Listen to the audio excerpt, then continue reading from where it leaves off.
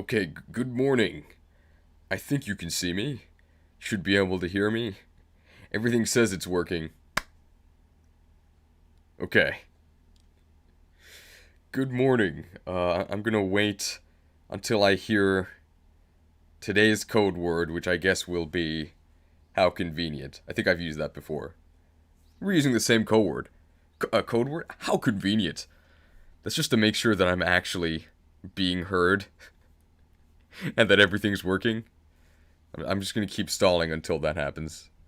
How convenient. Okay, great. Well, good morning, everyone. Hello, and welcome to the Pokemon Scarlet and Violet glitches tier list. We're just gonna make sure that everything actually works before we start doing this. Unlike Game Freak, who did not make sure their game worked before selling it to us.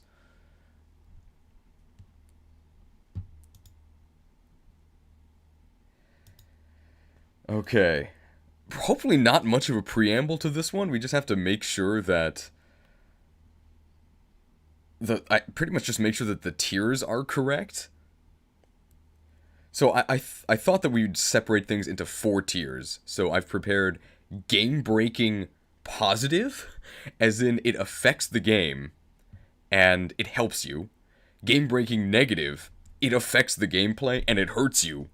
Visual fun, where it's a visual bug or an audio bug, but it's just kind of funny. You laugh. And then visual sad, where it's a visual or audio bug, but it just kind of makes you feel sad, and it's kind of just embarrassing. Is everybody okay with those 4 tiers? Do you think we should add more? Muted. What does that mean? 2 minutes and not a single Pokemon ranked.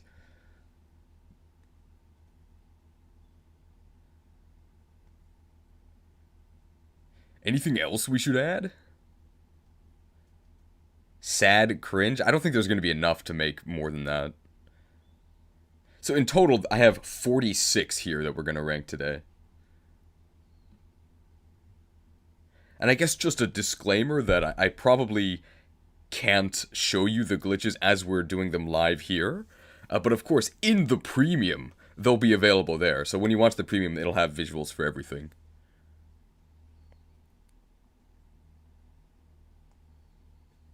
Okay, I also added, I think, I'm going to say 2.5 new emotes. So you should now be able to use Tropium. And you can also build custom Dunsparces. So there's a Dunsparce head and a Dunsparce tail. And you can put as many segments as you want in between. So give that a try. And then I think we'll give like 1 or 2 minutes for people to file in.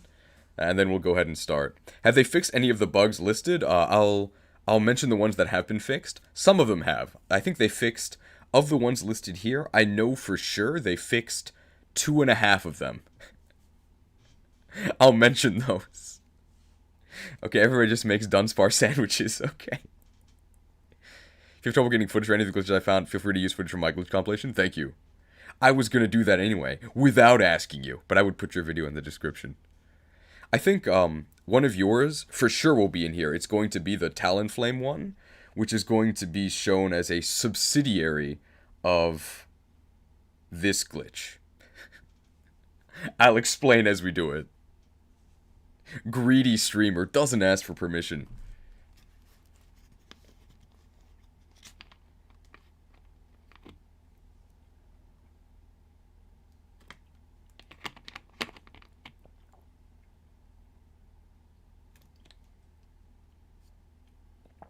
Reformed rabbi category for Bill Clinton.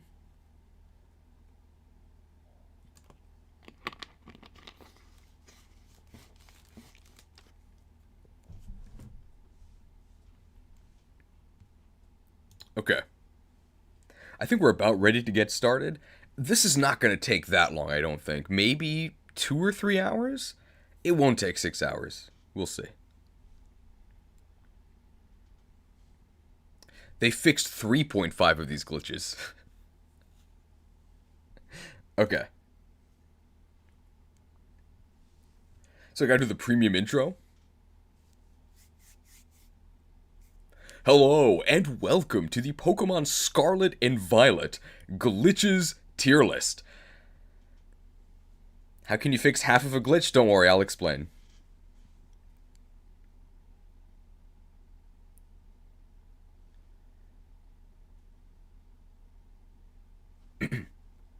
Hello there. Oh, and I guess I think we might have some new viewers. We usually do, but just to explain, so usually what I'll do is we'll do a tier list live, and then I'll make a edited and much smoother premium edit that comes out later. And because of that, I'm probably going to repeat things and do multiple takes. While you're watching live, I know that's kind of weird, but it makes for a much easier editing process and I think a much better final product. So please understanding, okay? We like to do quality control here.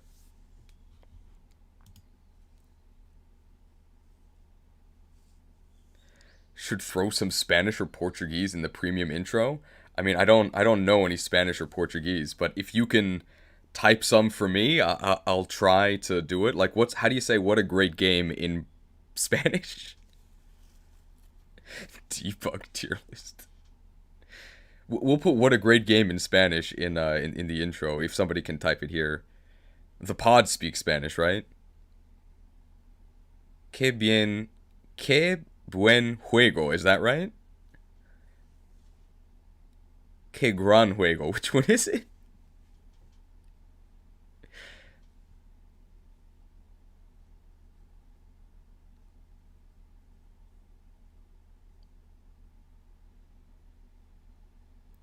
Gran? Okay. It looks like Que gran juego. Okay.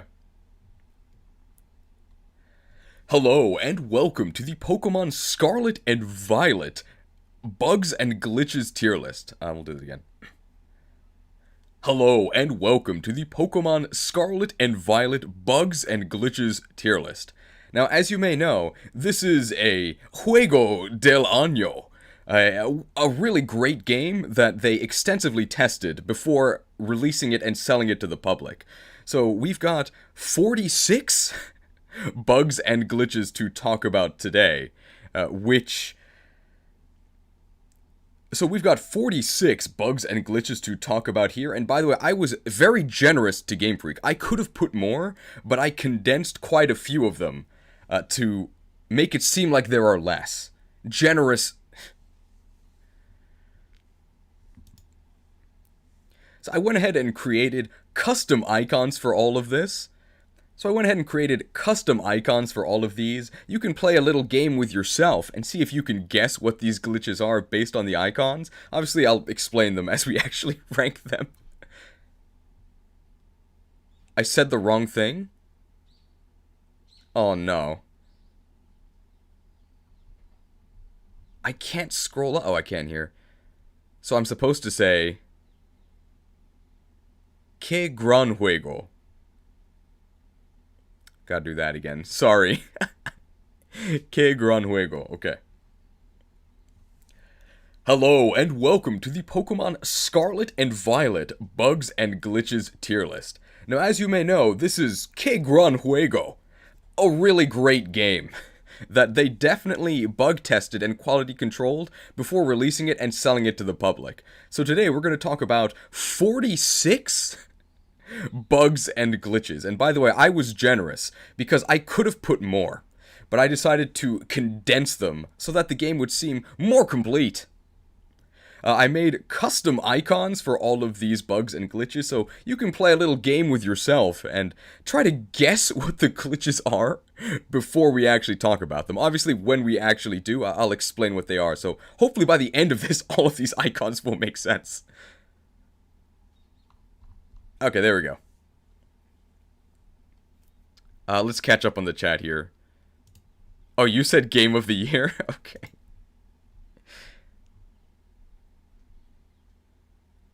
Playing Kirby. Yeah, custom icons. Don't accuse me of being lazy, okay? Small indie streamer makes custom graphics. What's my personal game of the year? Xenoblade Chronicles 3, which actually we will talk about very soon as part of one of these glitches.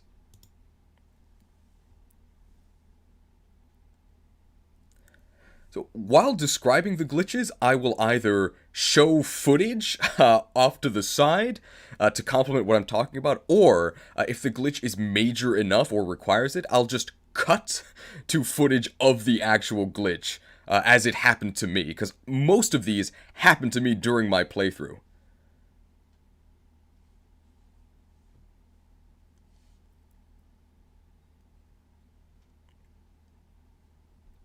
Oh yeah, Raid Terra Legends? No prizes for guessing what that glitch is about. And what else am I thinking of? I wanted to talk about... Oh yeah. Now, you might have noticed that on my channel, there's about 6 hours of highlights. It's more like low...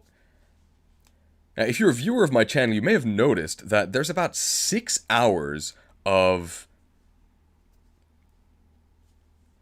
Now, if you're a if you're a viewer of the channel, you might have noticed that there's about 6 hours of stream highlights. They're not stream highlights. They're not even stream lowlights. It's 6 hours of glitches and jank. There is that much to actually talk about with this game. It is appalling the state this was released in.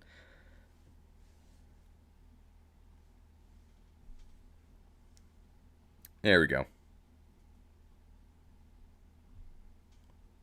And speaking of being a viewer of my channel, if you're watching this video, it is almost certainly because you've watched either one of my glitch videos or one of my tier list videos. And thanks to this great game, we can do both at once. Dual type tier list. Finally.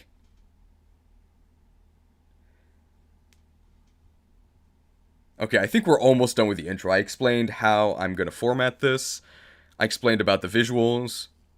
I think the last things I have to do, and remind me if I don't do them, is I have to, like, describe what the tiers are, and then I have to talk about the ordering of this, and then we can start.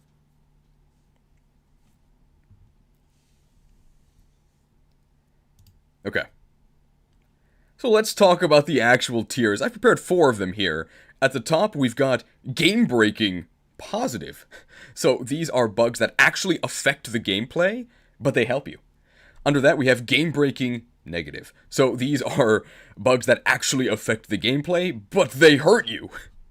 Under that, we have visual fun, where it's just a visual or audio bug, doesn't actually affect the game, but it kind of makes you snicker, warms the cockles of your heart.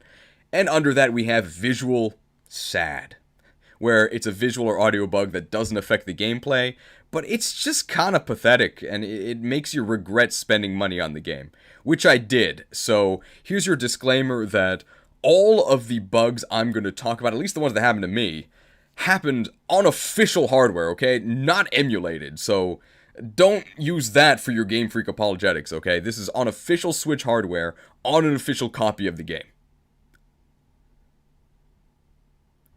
Are there any positive bugs? Yeah, there are quite a few. There are quite a few actual positive bugs.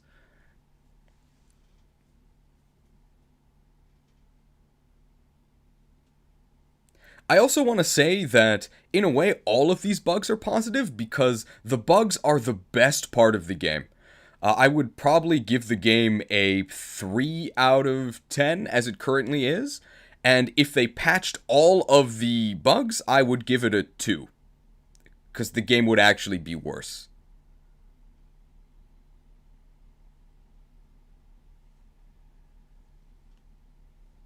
I think the Pokemon Green bugs were caused by the emulator. Should have been running on official hardware. Nice try, buddy.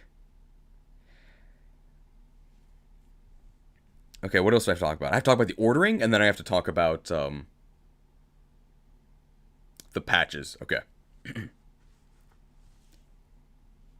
As of the recording of this tier list, there has been one patch, which has fixed 3.5 of the glitches here. I'll explain as we talk about the glitches themselves.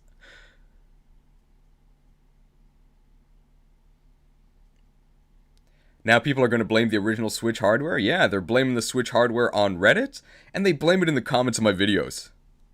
There have been 2 patches? I don't count the day 1 patch.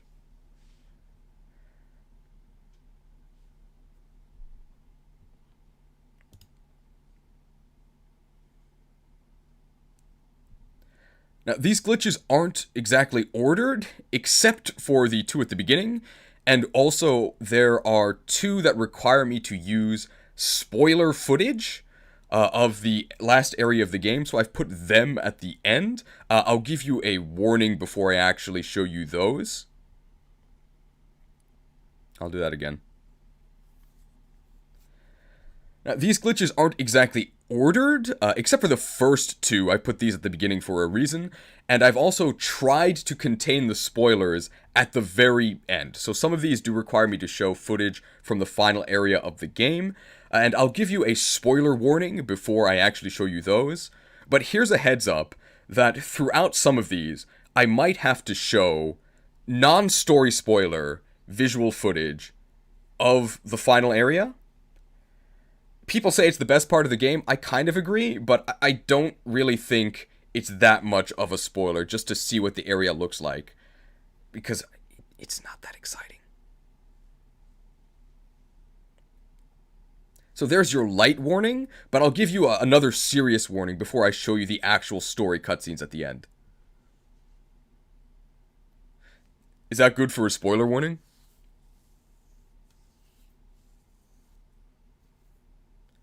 And also, just a disclaimer to everybody in the stream now, I can't guarantee your safety from spoilers here. I'm gonna try not to say, like, major spoilers, but I might slip up, and somebody in the chat might say something. But I'll do my best not to give major spoilers, and obviously, in the final edit, I can just cut out accidental spoilers.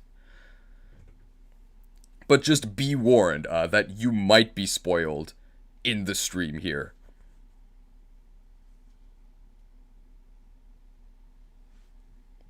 I think that's everything, right? We're about ready to get started. That only took 15 minutes. Not an in-game tier list. I doubt someone cares about spoilers at this point in time. I do think that it's worth staying unspoiled for the ending. Not necessarily the last area, because it's a grassy field with crystals, but definitely for, like, the actual story stuff. And we don't have to talk about that for this list, so we won't. Did they ever fix the memory leak in SV? That's a good place to start, because that is the very first bug we're going to talk about.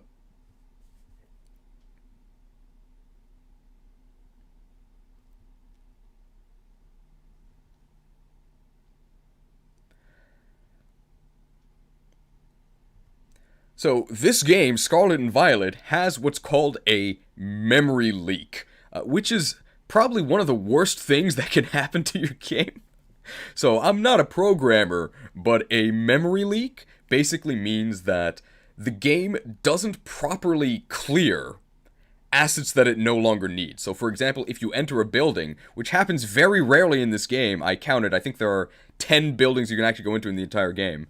If you enter a building, there's no point in the game loading all of the assets for the outside world, right? So the game's supposed to get rid of them, and then pull them when it actually needs to show them to you. However, this game, because it has a memory leak, doesn't properly delete everything, which means that the longer you play the game, the more junk data accumulates, and it starts to sort of slow the game down and cause all sorts of issues. I'm not sure exactly how many of the issues can be attributed directly to the memory leak, but some of them can be, and it probably, in the background, affects a lot of these. So I give the memory leak the award for Best Supporting Actor. We're going to definitely put this in game-breaking negative. But this icon is showing Slowbro in Generation 1 using amnesia. And unfortunately, this game does not have amnesia. It doesn't forget properly. And this is also a very intentionally chosen image because, unrelated to the memory leak, or possibly related to it, who knows? During a Terra raid battle, some of the text bugged out, and when I tried to use a cheer, the player just said Slowbro. Great cheer. Great game.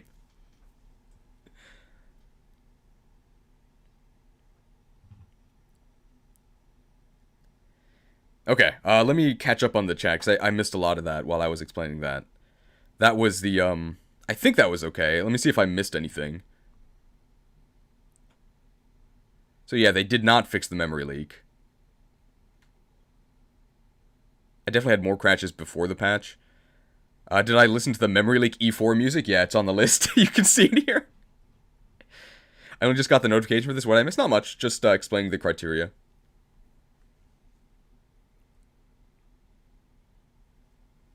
Okay, I think we're okay. 20 minutes and not a single Pokemon ranked. Yeah, the longer you play, the worse the game becomes. Okay. I think that's it for the memory leak.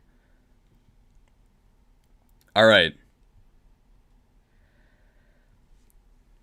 Now there is a way to there is a way to negate the effects of the memory leak. Because the memory leak gets more severe the longer you play, if you close the game and restart it, it'll reset the counter on the memory leak. Now, you can either do this by choice, or the game can do it for you. No prizes for guessing what this icon means. This game crashes. A lot. So, the Game of the Year award... So the Video Game Awards just happened. My personal favorite game of the year would be Xenoblade Chronicles 3. Bet you would have never guessed that. Now that's a much more ambitious open-world game on the Nintendo Switch. I played that game for about an hour and... about an hour. I played that game for about 130 hours, and I had 1.5 crashes. So I crashed once, like actually the software closed, and another time there was a really long loading screen, which I thought was a crash, so I reset the game. But then I got to the scene again, and it's just a really long loading screen. So 1.5 crashes. In comparison, I played this game, Scarlet and Violet, for I think about 40 hours, and I crashed 7 times. And I'm going to show you them now, although you're only going to see 6 because one crash was off stream when I hatched a Dunsparce. It's just too powerful. And then in the premium, I'll show you all 6 crashes. Now, depending on your standards, 7 crashes may or may not sound like a lot. You could phrase it as approximately 1 crash per gym leader. That's atrocious. That is unacceptable. Now, I will say that I enjoyed the crashes because this was all part of a live stream where a lot of the fun was dunking on the game, but that's some serious tropium, right? The vast majority of people are going to be playing the game on their own. I don't think you can spin crashes as a positive. It's just the game literally breaking and then you losing progress. This game does have an autosave feature, and it's pretty generous. It autosaves very frequently. So I never lost that much data, but what if you turn the autosave off? Which you might want to for various reasons. Well, you might just lose hours and hours of progress. Ugh. This definitely goes in game-breaking negative, and it's probably the most severe negative bug that happens.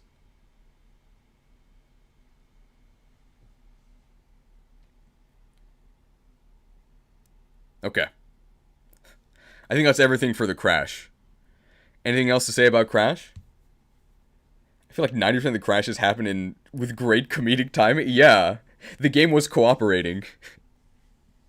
I think my favorite crash was the sandwich shop one. Where it's like, let's go into the sandwich shop, the only area we can actually enter. Crash. Okay, I guess not. Oh yeah, we could say that. You could spin the crashes a bit positively. They used to put these warnings at the beginning of the game telling you to take frequent breaks, and now Nintendo is taking the initiative. You will take frequent breaks, whether you want to or not.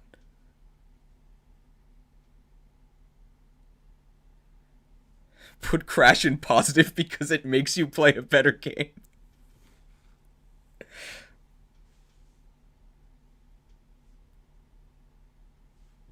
Okay, I think that's everything for Crash. Okay.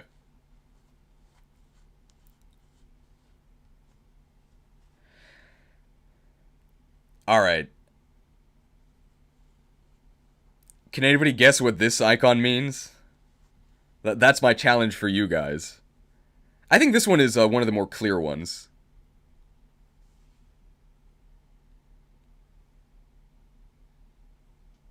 Yeah, camera bugs. Bad camera. Yeah. Alright, go home, Lakitu. You. We might say this. Now, people say that Pokemon is going woke. I will say that it is very progressive of them.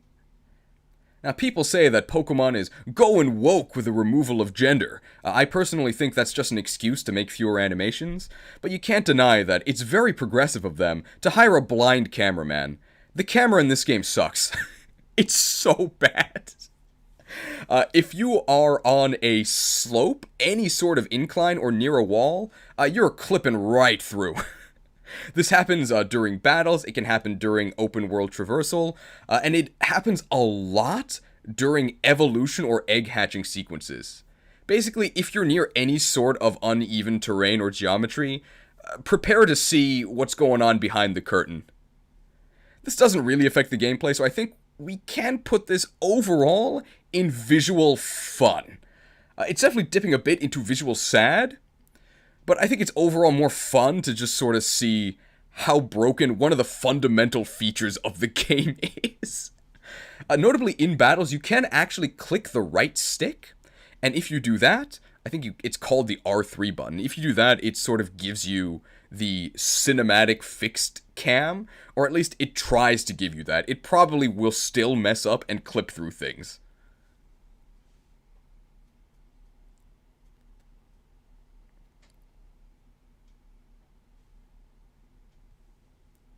And the FPS bug, FPS gaming is a separate one.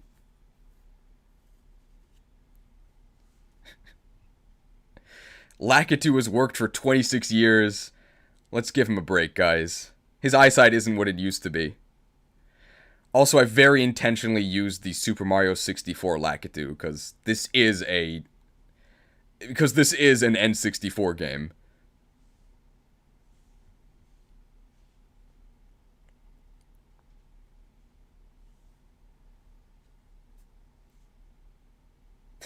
It's a massive bug in the game that makes all the voice lines not play. Hopefully they patch it. Hello, everyone. Did he do a suck-on glitch? What's that? Is it related to the ride-on glitch? You can't get me.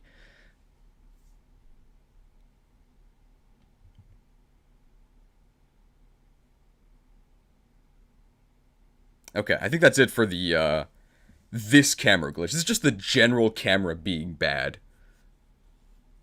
Oh, it's related to the Gulpin and Slugma glitch? Yeah, I know it well. Don't worry. Okay. Next. This is also one of the more clear bugs.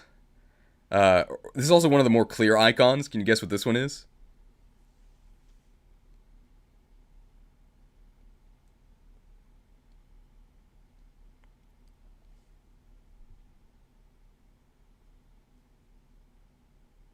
Dev markers. Yep, you got it.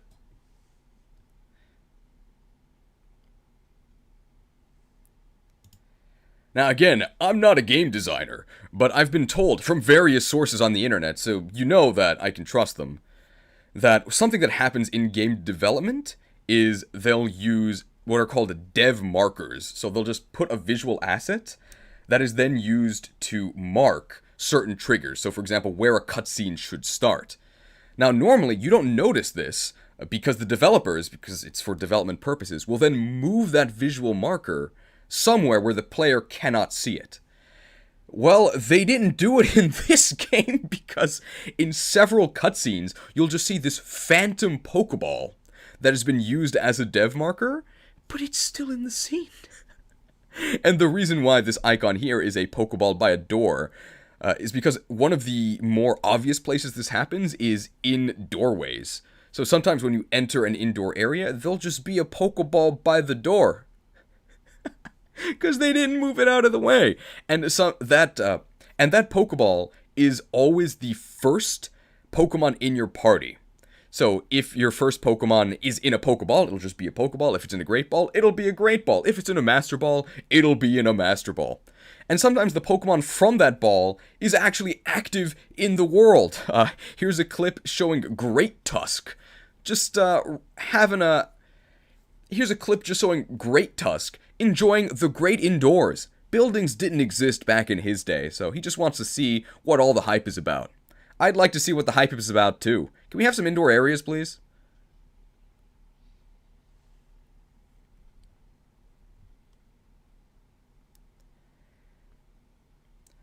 Now, this is a visual bug. I think this one does qualify as visual sad. It's just a clear indication that they did not have enough time to do even the most basic of testing. Because like half the cutscenes in the game, particularly the Arvis ones in the cave with Mabostiff, which are all copy-pasted, by the way. You'll see the dev Pokeball a lot there.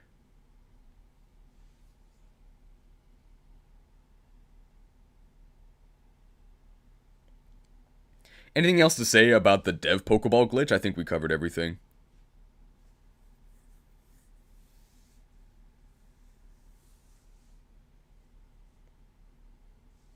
Also, disclaimer to anybody who just joined. There's a couple new emotes, so you can now use Tropium, and you can now build custom Dunsparces with as many segments as you want. Don't forget indoors in the academy and gyms. I think I just mentioned, like, indoors. Arvis, you're thinking about an actually good video game? I just call him Arvis the whole time.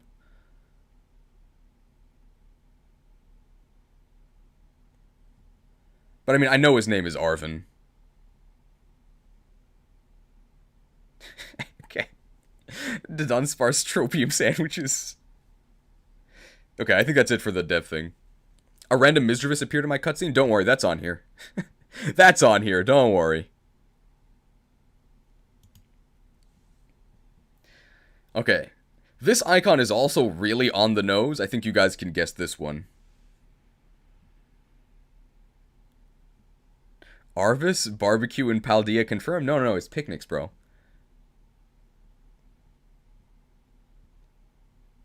Dashing through doors? Yeah. Since it's kind of obvious.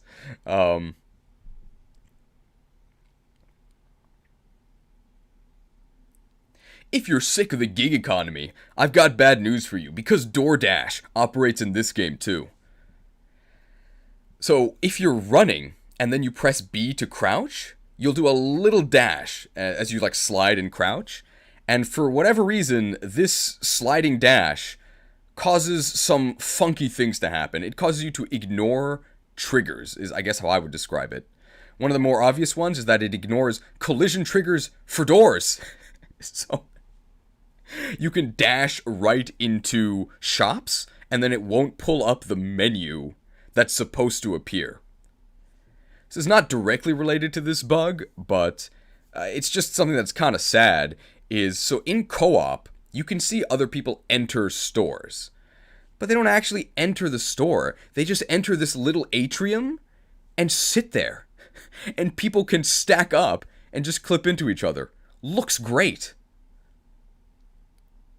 Other things you can do with the dash is the dash allows you to ignore the trigger that stops you at the edge of cliffs. So you can just dash right off cliffs. And the main reason this particular bug is called DoorDash is because, of course, you can just dash through physical doors, which is instrumental to one of the other glitches we're going to be talking about later in the list.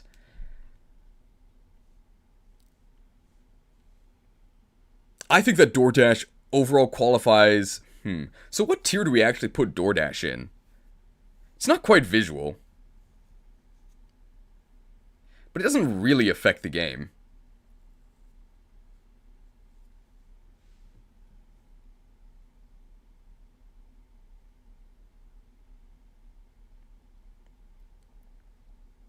Fun? Gameplay fun.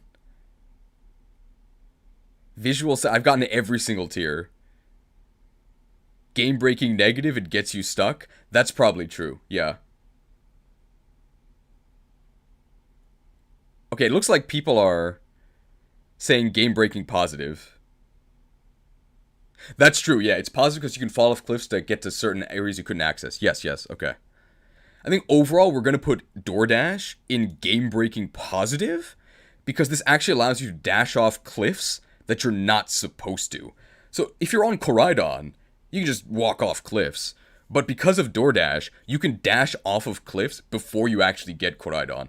Also, I played Scarlet, so I'm just going to say Koraidon, but if you played Violet, pretend that I said Miraidon. And if you played both, what's wrong with you?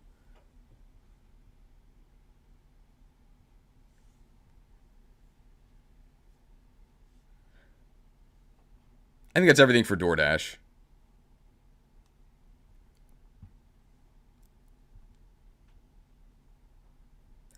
Can anybody guess what this icon is supposed to be? This one is very minor, so you might not be able to get this one.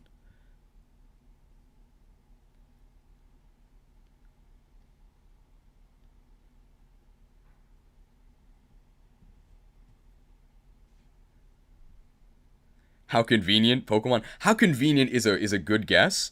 NPC dialogue is on here, but it's not this one.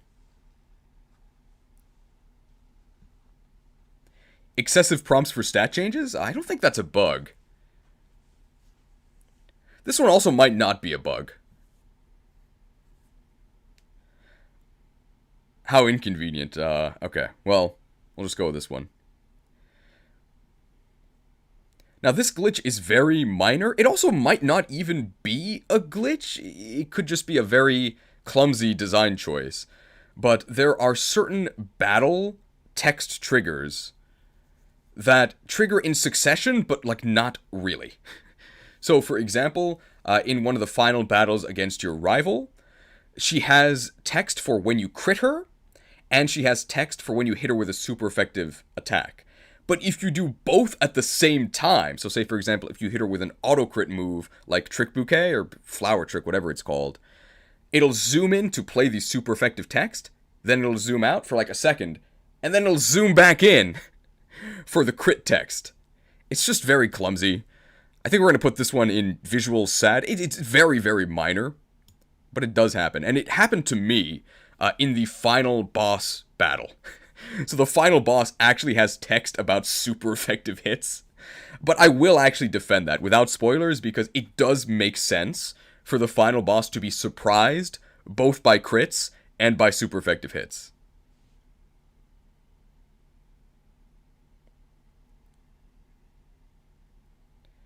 Probably less a bug and more a weird design choice, yeah. I think I said that at the beginning, right?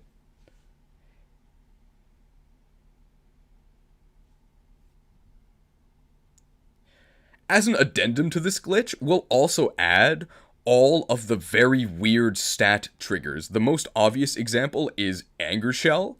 So when Anger Shell procs, 5 of your stats changes.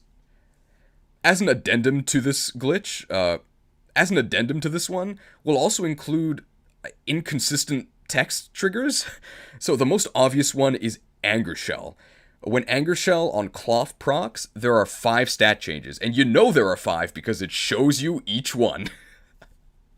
Whereas with other ones, like Shell Smash, which also has to do with shell breaking, there's one trigger, and then it just tells you all the stat changes.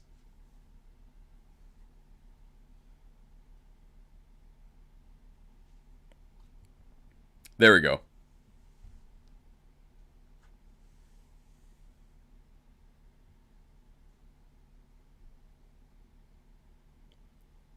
You're looking for when Professor Sada comes to chat again? Don't worry, she's in here. Yeah, and here's, for people who just joined, here is another spoiler warning for you, because we probably are going to discuss endgame spoilers as, like, jokes in this chat. I'll cut them out of the premium, but be warned that if you're here live, you probably will get spoiled.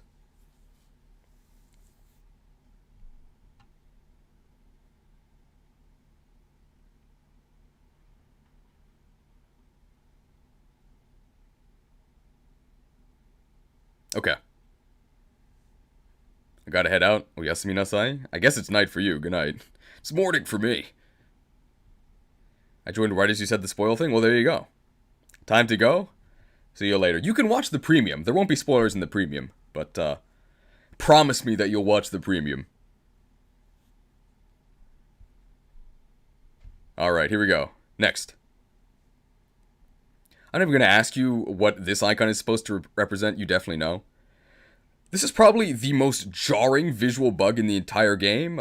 Pretty much every thumbnail for Scarlet and Violet bugs uses this image. We're going to call it Dynamax or Gigantamax. It happens in co-op when you get on your ride Pokemon. Sometimes your character just turns into a Titan. And we're playing a completely different game. Attack on Titan. I guess they were alluding. So this bug happens in co-op when you get on your ride Pokemon. Sometimes the trainer just decides to become a character from Attack on Titan. They just become gigantic. It's really scary.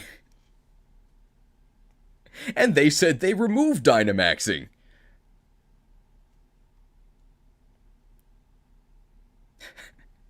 The 6th Titan. The student Titan. Oh, a student!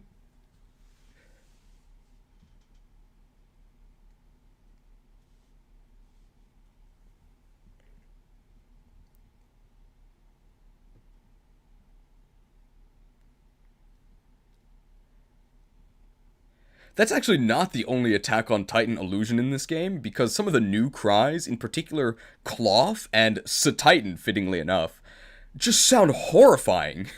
They sound like they should be coming from a Titan that is about to eat you and try to exterminate humanity. No idea why they went with that design choice.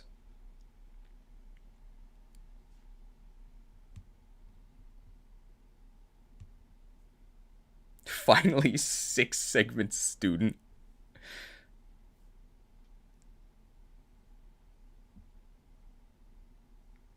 Anything else for Gigantamax?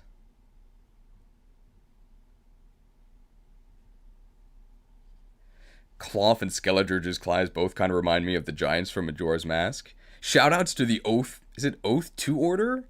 Or Oath of Order? Oath 2 Order, right? Oh,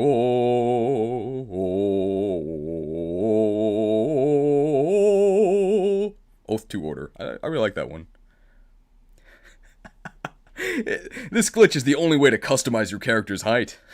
It's pretty funny.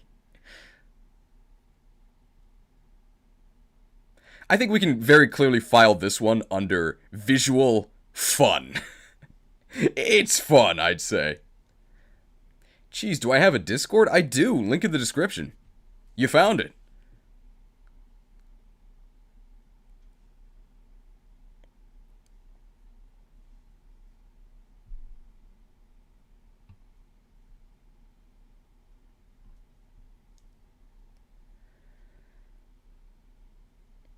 Okay, I think we did everything for that one, right?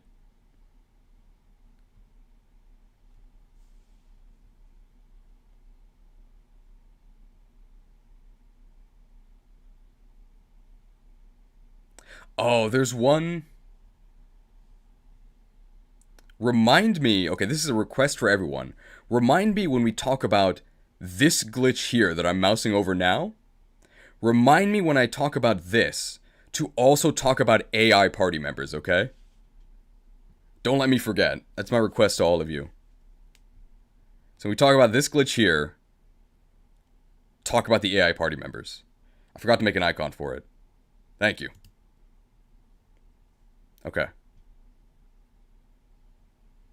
Now this glitch, I think this is probably the most difficult one for people to actually guess because it's so tiny on the screen. But true World of Warcraft Burning Crusade fans might be able to guess this one. I'm going to say, if I say Aldor, you might know what I'm talking about here.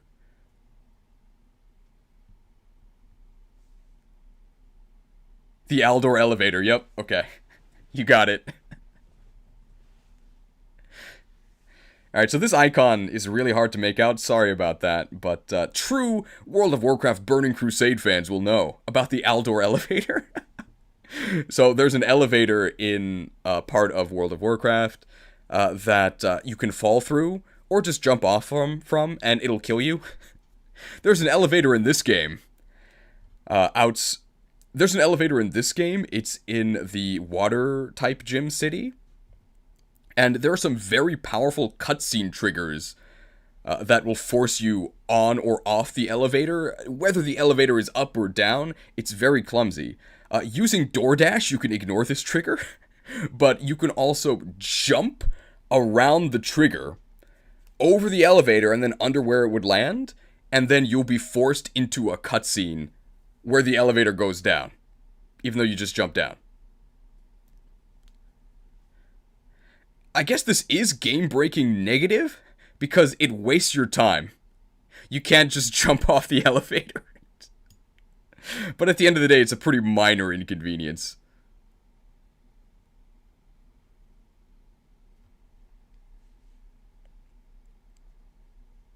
Que gran juego. What a great game.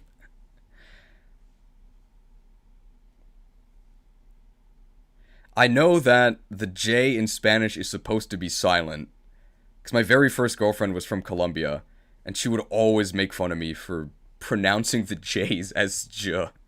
Que gran juego.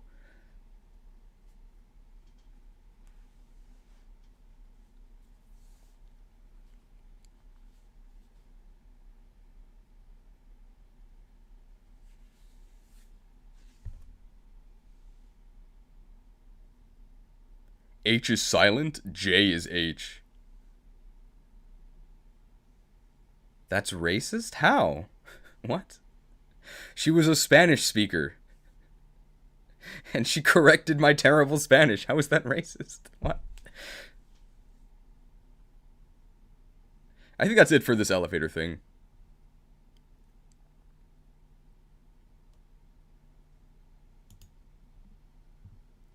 How are the bugs within the tiers ordered, by the way? I think just in terms of, like, severity. Did you correct her Japanese, then? I mean, we didn't speak Japanese. She doesn't know Japanese. What?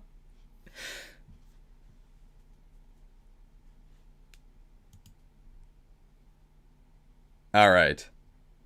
Can people guess this bug?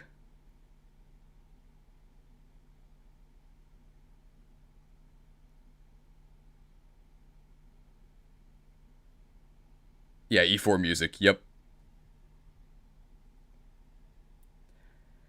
So if you're watching the premium, you've probably noticed that the music suddenly sucks. And that's because I'm playing the sultry tunes of the Elite Four music bug. So this bug was actually fixed. If you play the game now, after the day, 14 patch that came out, this will no longer occur. This was directly as a result of the memory leak. The memory leak hasn't been fixed, but this one has. So the Elite Four music has this beginning about 4-second loop that plays as the Elite Four member tells you about how cool they are. And then when they send out their first Pokemon, there's a clap, and then the music ramps up and the actual theme plays. But because of the memory leak, sometimes that didn't happen. So you'd have people saying wow, the Elite Four music really sucks.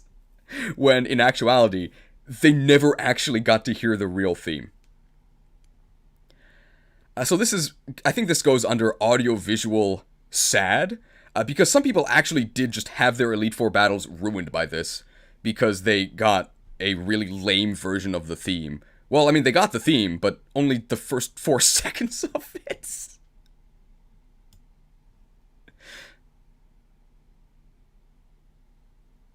Can I explain what a memory leak is for me? Do I have to explain everything to every single person? Am I your servant? You don't have enough badges to control me. You can just watch the beginning of the stream. Sorry I'm so aggressive. So, in the premium, it is actually explained. But basically, a memory leak means that the game doesn't clear unneeded assets properly. So it just means that the longer you play the game, the more sluggish it gets, until you eventually crash. Anyone else think that watching the stream is underrated and overhated? Cheese, when are you going to make a Gen 6 tier list? Cheese, when are you going to make the Pokemon Conquest tier list? What about Pokemon Mystery Dungeon? Have you ever considered it? I've considered it. You guys won't let me not consider it. Not actually that mad. Just bought Violet. I'm excited. You might actually not want to watch this then, because there's probably going to be spoilers. You can watch the premium, but you shouldn't watch this stream, because there's going to be story spoilers. Thanks for coming, though. But I'm warning you now, you should probably leave.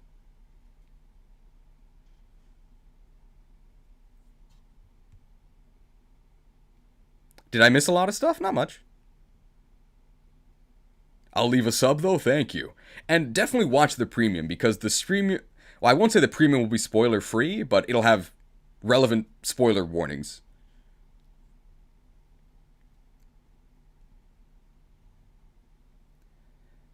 Alright. I think you guys can guess this one, right?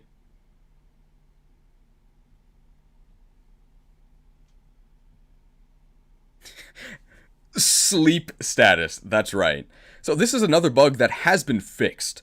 But previously, when a Pokemon would be afflicted with the sleep status condition, their eyes wouldn't close. They would just stay staring straight ahead, and just little Z's would appear. But now, if you put the enemy Pokemon to sleep, or if you get put to sleep, your eyes actually close. Revolutionary animations. I'm not sure if freeze has been fixed. I assume not. So, how freeze currently works is that some ice pops up occasionally as your animations continue as normal, so you're not frozen at all. I wish that they had the technology to do this. I think they did back on the N64 in Pokemon Stadium 1, where when you were frozen, you were actually frozen in a block of ice, in pain, unable to move. We don't even have the technology to make Pokemon completely static. This definitely goes in visual sad. But at least the sleep portion of this has been fixed.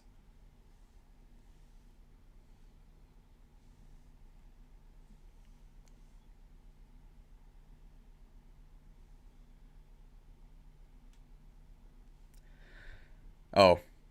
I guess I never really explained the ordering within tiers. There isn't really any. I guess they're going to be ordered in terms of severity, so... I guess memory leak is probably the most severe one here. And then I think the E4 bug is pretty severe as well for visual sad.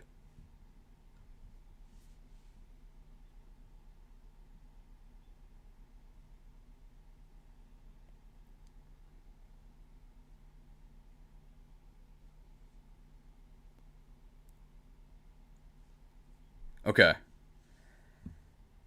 Now this thumbnail, I think you guys, or this image, I think you guys might be able to guess. Can you do this one?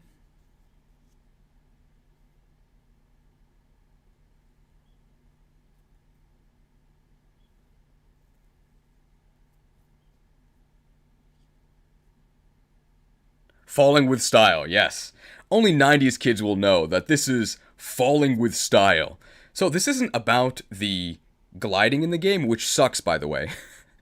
For some reason, you can't glide infinitely, but you can fall infinitely. So if Koraidon or your character ever enters like a gap or some funky geometry, you'll enter a falling animation and you'll keep falling infinitely until the game eventually fades to black and restores you to an earlier point. One of the most consistent places to do this is on the rooftops of Iono's city. I forget what it's called, Levitica or something. But you can go from the surrounding mountains to glide on top of the buildings, and then the rooftops there will trap you. And before you go, like, well, you're not supposed to be there. There are item spawns there, so they 100% expect you to actually reach that area. At which point you can go ahead and fall with style. I'd put this in game-breaking negative, because it does actually affect the game world, but it is pretty minor. You'll lose like a couple seconds of traversal and a couple seconds of your time.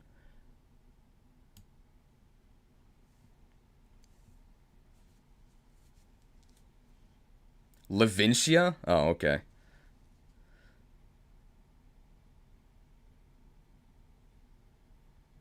Should we change the names of these tiers from visual to something else. I think somebody suggested cosmetic.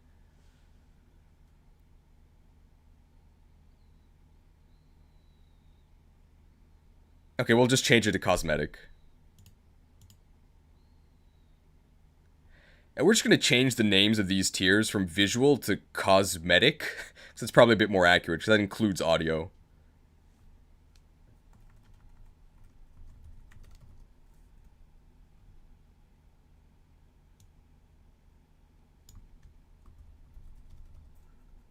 There we go.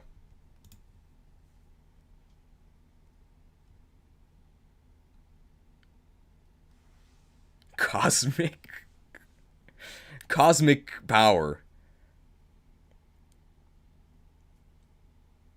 This is another image that you'll see on a lot of glitch thumbnails. I put fatal frame here, it's kind of hard to read. But this is a bug with the selfie camera. You have to combo this with the door dash glitch.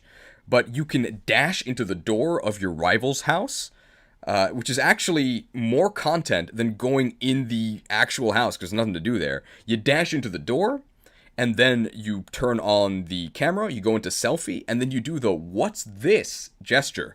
And then if you rotate the camera into the door, you'll be asking yourself, what's this? There's actually a ton of visual bugs that revolve around animations getting frozen using the selfie feature. That's probably where a lot of the, like, loopy arm spinning animations come from that you'll see in a lot of glitch compilations. That never happened to me, but I was actually able to do this fatal frame glitch. I think this one qualifies as cosmetic fun. Because you have to do this pretty intentionally, and it is good for a laugh. We'll put it here.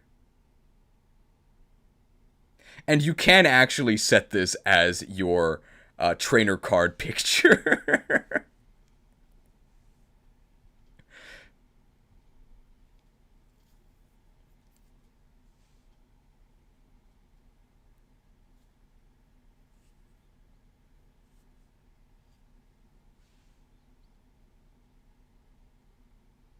Anything else to say about Fatal Frame?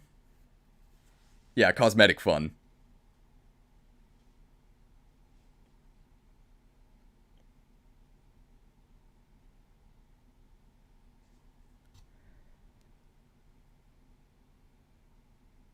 Oh, the sound. Okay, yeah, we'll mention that. Good. Thanks for bringing that up.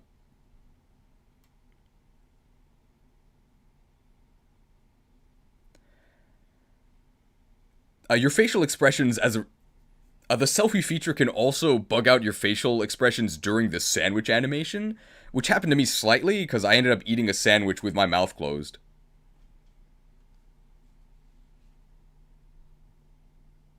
Although, to be fair, that's not much of a downgrade over the actual animation. Best glitch, I'm definitely not biased.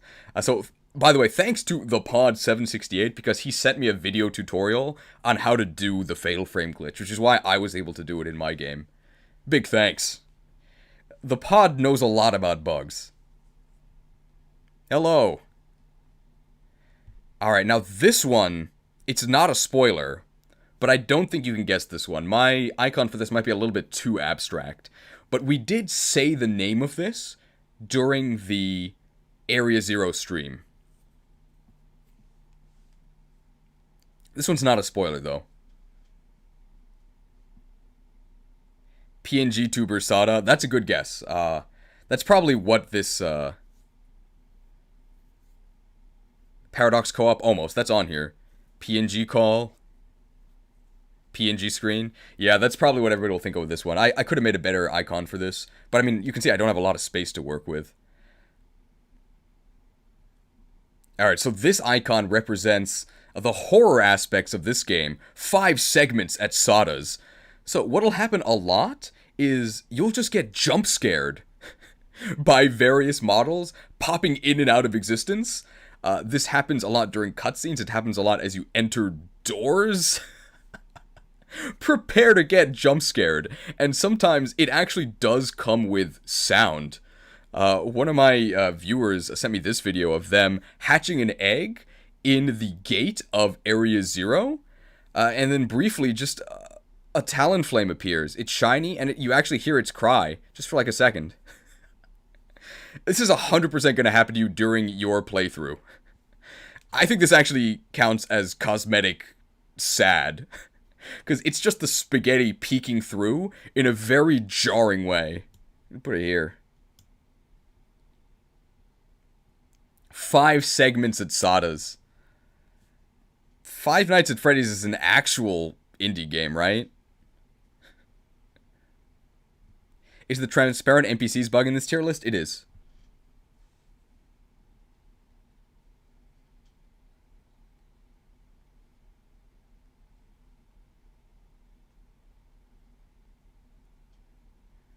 If you have the power, please build a scary 5-segment Dunsparce.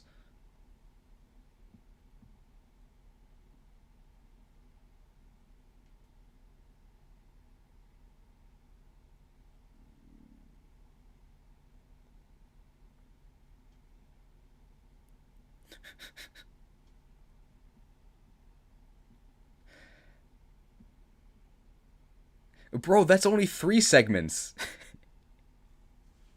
The head and the tail aren't segments, okay? Oh, great Dunsparces. Oh, Type J with 10 gifted subs, thank you. So now 10 more of you can build your own custom Dunsparces.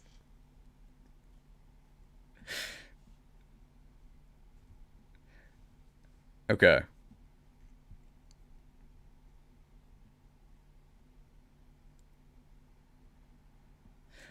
Alright, now this one, I think you guys can guess, right? This is one of the... This icon is, I think, kind of relevant to the glitch. FPS Gaming, yep, first try. Now, this glitch is sort of an offshoot of the disabled cameraman glitch, but fairly often, this game will give you an FPS perspective. It really puts you in the action. And your Pokemon's not there at all. It's you! So stop making Pokemon fight your battles. Do it yourself! Now, you can do this at pretty much any time in an overworld battle, because you can freely manipulate the camera. I'm not really going to count that as a glitch, but especially during the Titan battles, where there's a fixed camera angle, there's the Titan in the frame, and then possibly you and your partner Pokemon on in frame. Most likely not. It's time for you to fight your own battles. And I'm going to show you some FPS highlights.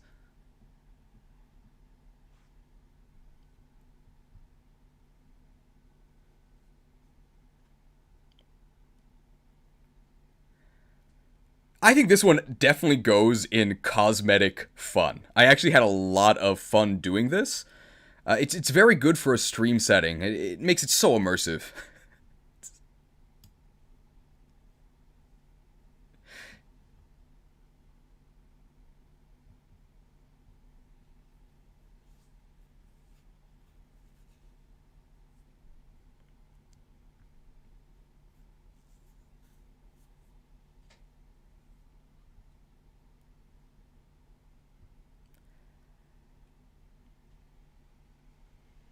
And people say that this game has bad FPS. Well, it's got at least one, right? Hey.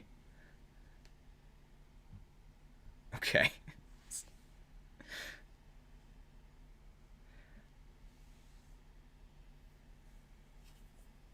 Use the Armstrong punching meme, but with your face on Armstrong for this in the Prime edit? Probably not.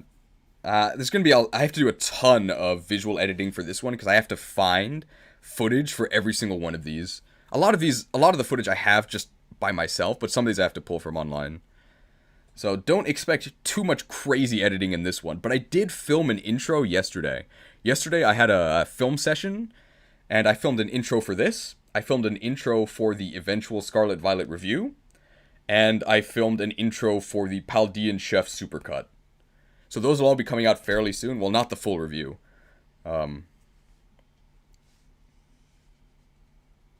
Oh, and somebody already guessed what this one is.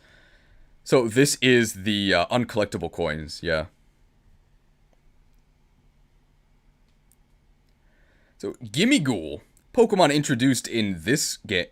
So Gimmighoul is introduced in this game, and he needs 999 Reddit gold to ascend to his string cheese form and actually become really strong. One of my complaints about this game that I think is not a nitpick, and it's also not a bug, it's that exploring the open world really sucks because there are no rewards. You're supposed to find these roaming Gimmighouls. It's kind of like Korok seeds. And when you find one of these Gimmighouls, you'll obtain, I think, 1 to 5 Gimmighoul coins. And you need almost 1,000, so get hunting. Or you can just go to one of these very much not hidden Gimmighouls that are in towers and get 50 to 60 coins. Okay? Now, sometimes when you find these overworld Gimmighouls, and this is where the glitch comes in, you didn't find them because you can't actually pick them up. They're bugged. They'll be there, they'll make their little noises, you can approach them, but no matter what you do, you can't pick them up. And this also happened to me with an overworld item as well, where it just appeared but wasn't actually obtainable. So this actually is a gameplay thing. It's also very minor, but it's definitely in game-breaking minor, I would say. This will just happen to you during your journey. There's nothing you can do about it. You thought you found something? Well, think again. You didn't.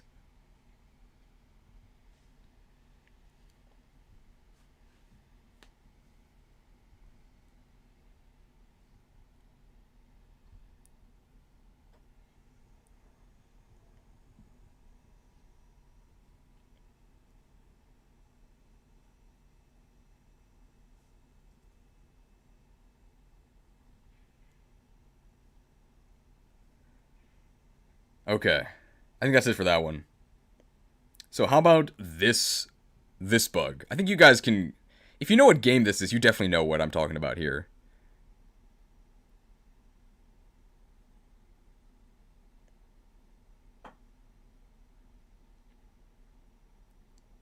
Infinite ladders? No.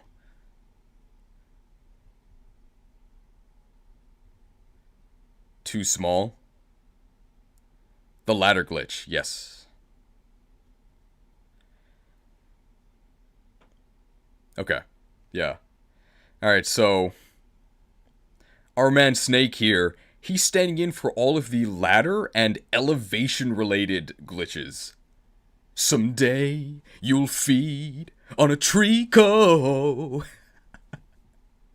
So there are some issues with the ladders in this game.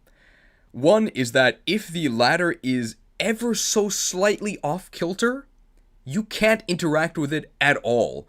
So there's a tilted tower in the desert. It kind of makes sense that you can't climb this one. But there's also a tilted tower in like a lake. It's like 15 degrees tilted. And you can't climb it. At all, which is ridiculous. The more glitchy thing is that there's sometimes a prompt in the game, go up, which I think is to prevent you from getting stuck. So supposedly it's if you fall off somewhere, you can hit this go up prompt, and then it'll teleport you back to where you were before you fell. However, I don't think it's actually triggered by falling, it's just triggered by changing elevation quickly. Say if you were running on stairs or climbing a ladder. So you'll get this completely useless go back up prompt.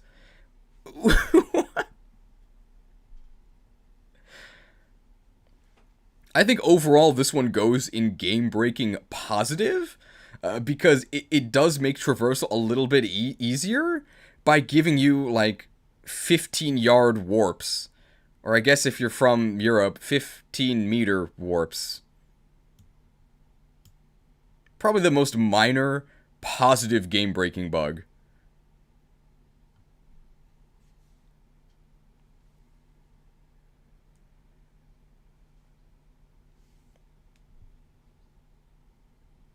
Also, this might be a bug. This definitely gets a question mark, because they don't tell you this anywhere. But if you hold B while climbing a ladder, you climb faster.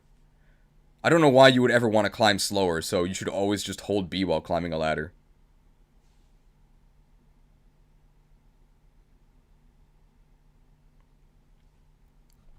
And there's zero reason to ever actually use a ladder going down, because you can just DoorDash off the ledge, and then it'll get you down to the bottom faster.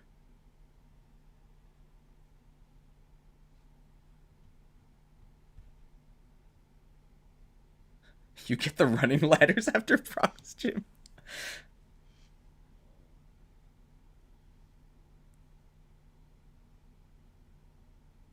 Okay. Next bug. I think you guys can guess this one. Yeah, Joy-Con speed glitch. You got it.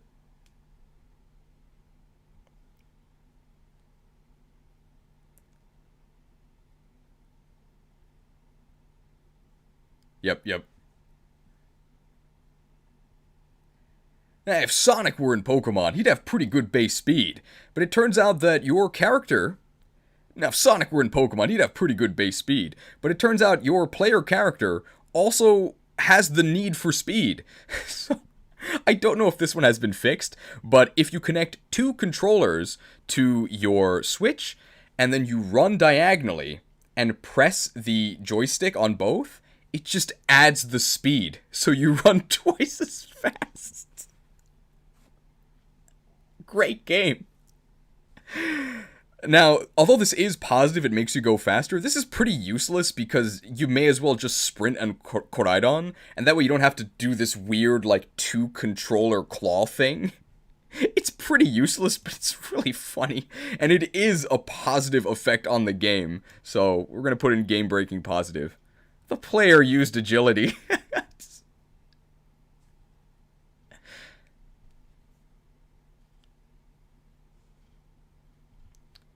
I'm sorry, guys. Fake news. It doesn't actually double your speed. It just makes you 33% faster.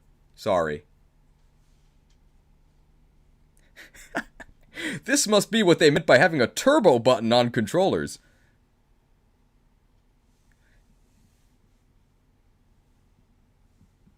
It's turbo mode.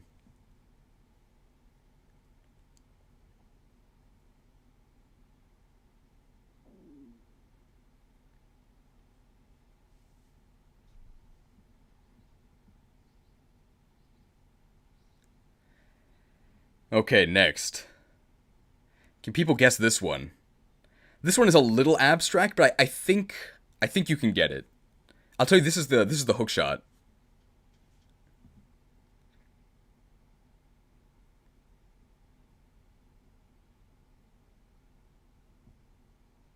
Warping by fighting wild stuff. You got it. Yep. So I deliberately used a hook shot that's kind of colored like a Pokeball here. So the lock-on in this game is complete bollocks. Legend of Zelda Ocarina of Time had a lock-on and a hookshot, and it actually worked. So in the 20 years since, somehow lock-on technology has got worse. Especially jarring because Legends Arceus had a lock-on that was, I'm not gonna call it great, I mean it's a lock-on feature, but it worked. The lock-on in this game never works, unless it works too well. So you can lock onto stuff through walls and cliffs, and when you throw a Pokeball to initiate a battle, your player gets warped so that they can be near the battle. So you can go ahead and throw a Pokeball right through a cliff, right through a wall, and then your trainer will get hookshotted, warped, to where the action is. I'm pretty sure that this bug is so severe that you can use it to actually skip the academy. Because you can warp, like, back behind your house. I'm pretty sure that's possible. This is a really, really major bug because it allows you to get to places you're not supposed to be able to at all. An easy place you can do this is you can warp into the starting cave to get a Houndour before you actually get high jump or climb on Koraidon. It's actually a really big deal. And you can skip the academy with it, so far this is our biggest game-breaking positive bug.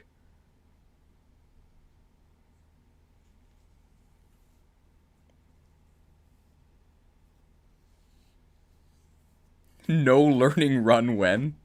We gotta do the truant run. We just don't go to school and see how far you can get.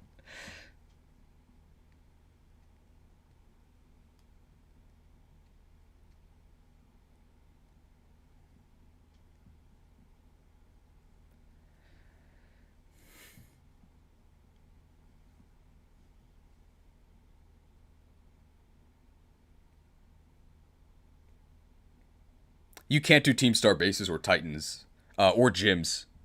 Yeah.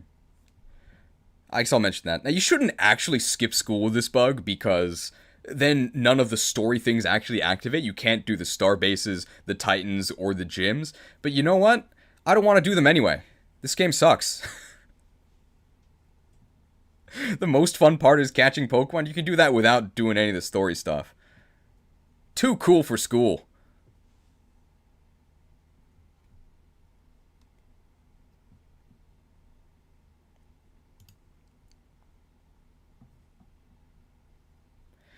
Okay, only true scholars of imported cheese lore will know this icon.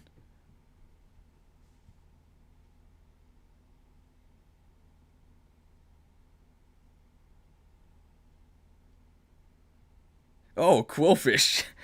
Floating Pokemon in the overworld? How convenient. So this is the stand-in for all of the NP... So this is the stand-in for all of the overworld NPC bugs and strange dialogue.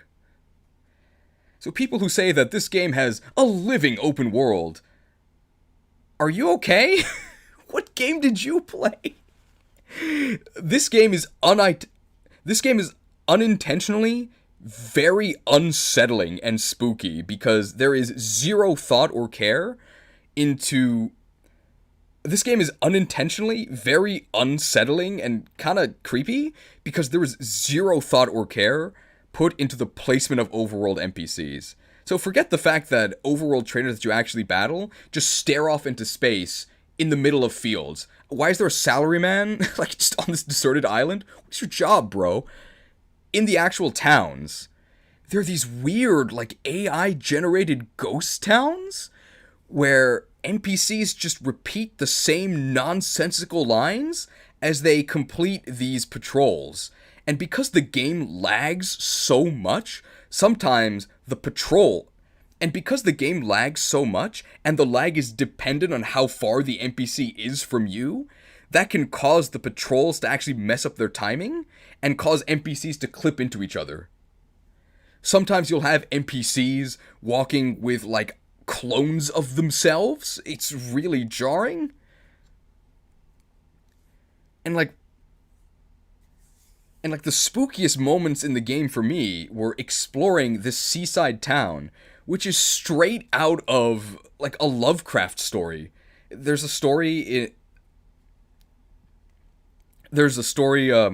town, I think, called Innsmouth, where the people of the town are basically mind-controlled and all made thralls of this, like, demon that lives in the sea.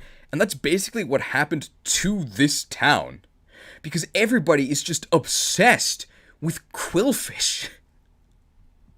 And it looks extra ridiculous because, of course, Quillfish, as an aquatic Pokemon, doesn't have a proper following animation. Now, I understand that some compromises have to be made. This is not calling Game Freak lazy, because I know that aquatic Pokemon can't battle on land. So as a compromise, they float. And those Pokemon can be used in Let's Go, where they also use this weird floating animation. That's fine, right? That's sort of a, like, what can you do thing. You can... As developers, though, you can choose what following Pokemon these NPCs have. Why in the world would you give them aquatic Pokemon? It looks terrible. And I want you to see my descent into madness. Let's insanity together.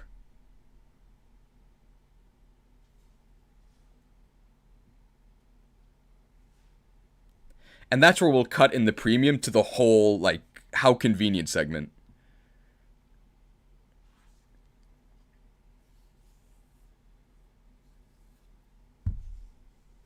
How convenient.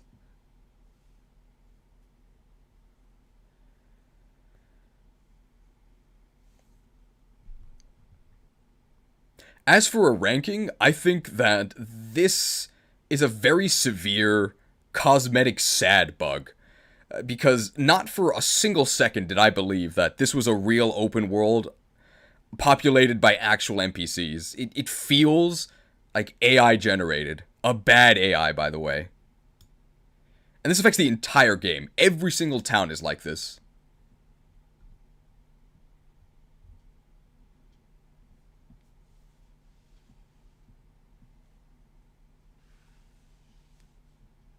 Are the glitches ordered in their tiers? Yes. I explained this a little while ago, but they're basically ordered by severity.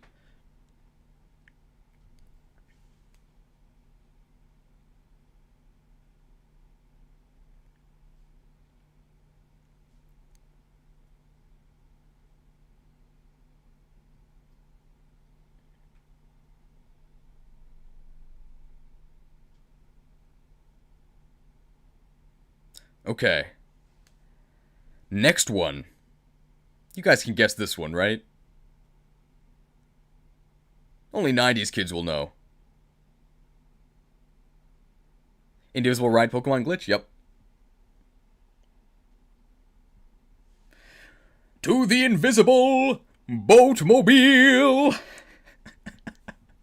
Yeah, sometimes your ride Pokemon is invisible. It just doesn't show up. And your character just gallops along on the invisible boatmobile. This can happen with either Miraidon or Koraidon, but this is definitely a case where it's better with Koraidon, because Miraidon has stabilization. It's a smooth ride, but Koraidon actually like bounces, which looks way funnier. This is definitely a high tier cosmetic fun. I'm not sure if it's more fun than the Dynamax glitch. I'm gonna say they're comparable. In the end, I think the Dynamax glitch is a bit more striking. But you'll probably have more fun with the Invisible Boatmobile glitch because it's active for longer, right? You can actually traverse the world on your Invisible Boatmobile.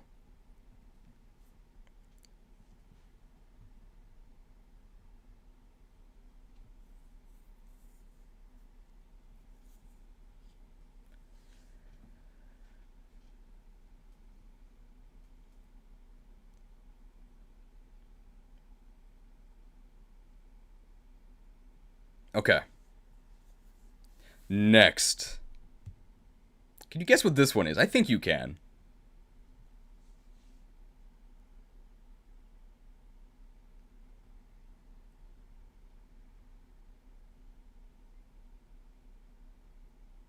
Invisible walls, yep.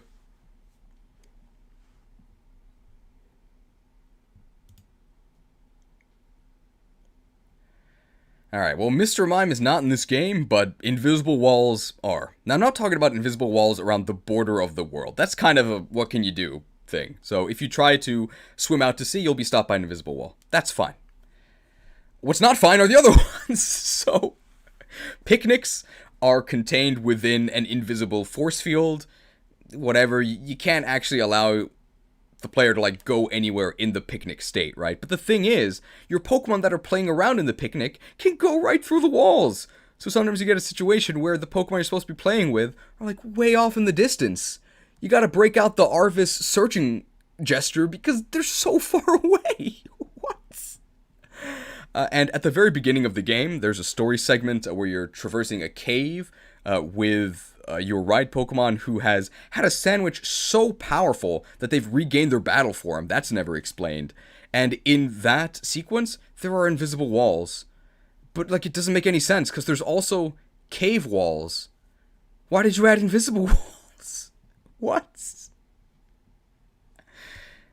I think this qualifies as cosmetic sad, is what I would put it as. It's not a big deal, but you'll probably notice it, and it'll take you out of the experience a bit.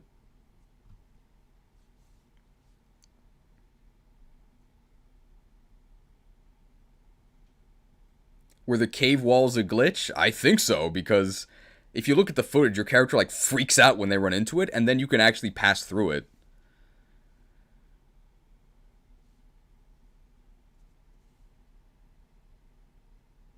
Remember about the AI companions? Thank you.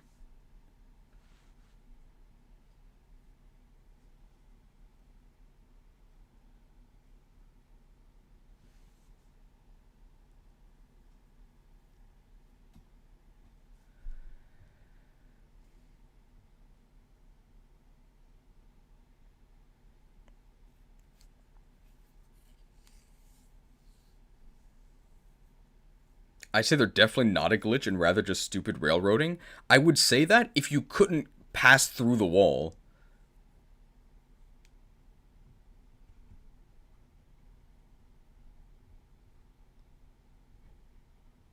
Alright.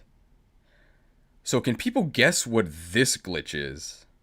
I think a Dark Souls fan might be able to.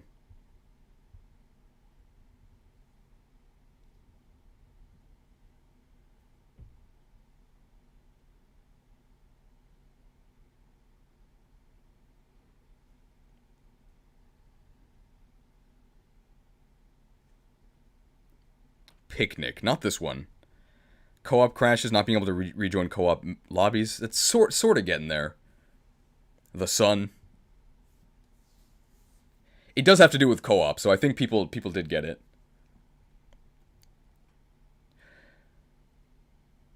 So the most famous image of this character, Solaire from Dark Souls, is him praising the sun.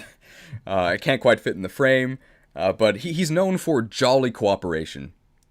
He's defeated in this image because there's nothing jolly about the co-op in this game. It's horrendous.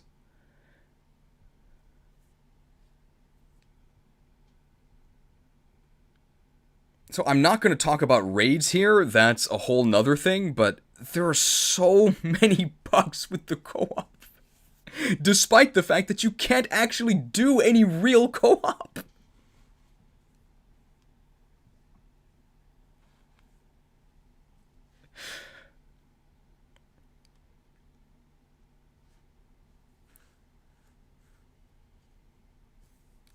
So one thing that happens is, so for whatever reason, story battles and cutscenes in co-op are not instanced for each player. So what that means is you don't get your own separate cutscene and battle. They happen in the overworld, which means that your party members can just show up in the cutscene. Which looks awful, and even more, like, shocking, they can interact with the characters of the cutscene, like this. And then I'm going to show the part where somebody set up a picnic under Koraidon in the middle of a cutscene.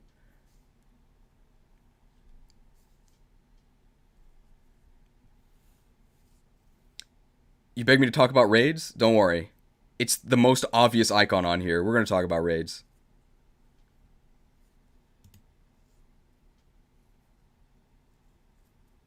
Oh, that's really funny. Yeah. They even appear in the sepia about a year and a half ago cutscenes with the Team Star members. So, time travel, it's in this game. Remember AI party members, thank you. I'll do it at the end of the co-op stuff. Other co-op stuff to talk about. Yeah, okay, yeah, final area of the game, right? So, now in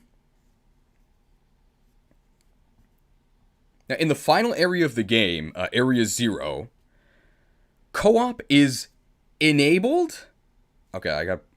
In the final area of the game, co-op is enabled, as in one of the features of co-op, exclusive version spawns, still happens. So when you're near a co-op partner from a separate version than you, they will spawn their version exclusives in your game, but only if you guys are near each other. That still works in Area 0, but you can't see your co-op teammates. Now, if you're really huffing that copium, you could say that it's because Area 0 is just funky and time and space mean different things. I don't think that makes any sense. I was able to do co-op because I was streaming the game, so I could ask viewers to stream snipe me and stay near me so we could catch each other's Pokemon. And you do interact with their world because your co-op partners can fight Pokemon. Those Pokemon show up in your game, but they're like phantoms and you can just walk through them.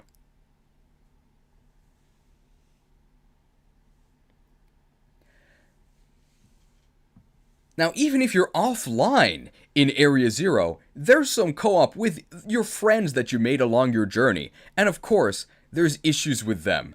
So your AI party members, as far as I can tell, they move when you move. But if your movement is somehow impeded, say as if you're in deep water or you're running into a rock, well, your teammates don't register that and they just keep moving, which looks really ridiculous.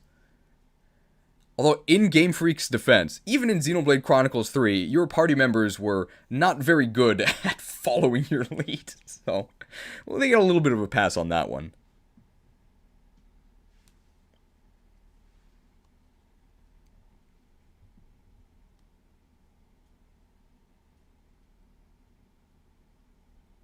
I would say due to the invisible portion, I would say due to the invisible factor in Area Zero, I think this glitch actually does qualify not just as cosmetic. It is actually game breaking because it affects your play experience.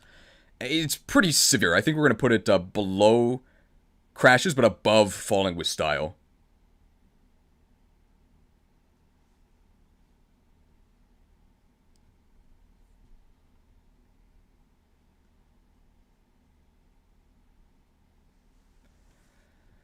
Is the disappearing rematch gym leaders glitch in this list? Ah, it's not. I didn't know about that one.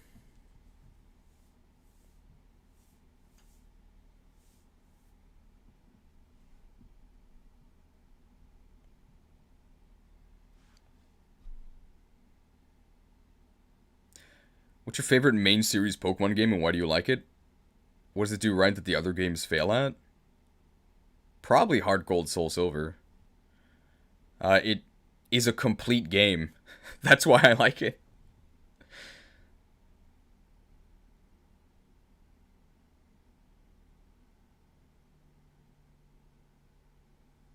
Okay. I guess we'll say a possible explanation for why you can't see your teammates in Area Zero might be that they just didn't want them to be able to join during the actual story segments that happen there. But even if you finish the story, they still don't appear, so I think it's just spaghetti.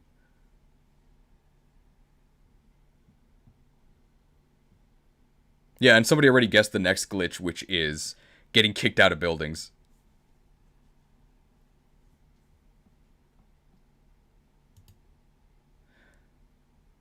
The next glitch is the weird door spawning stuff? Nah, that was this one.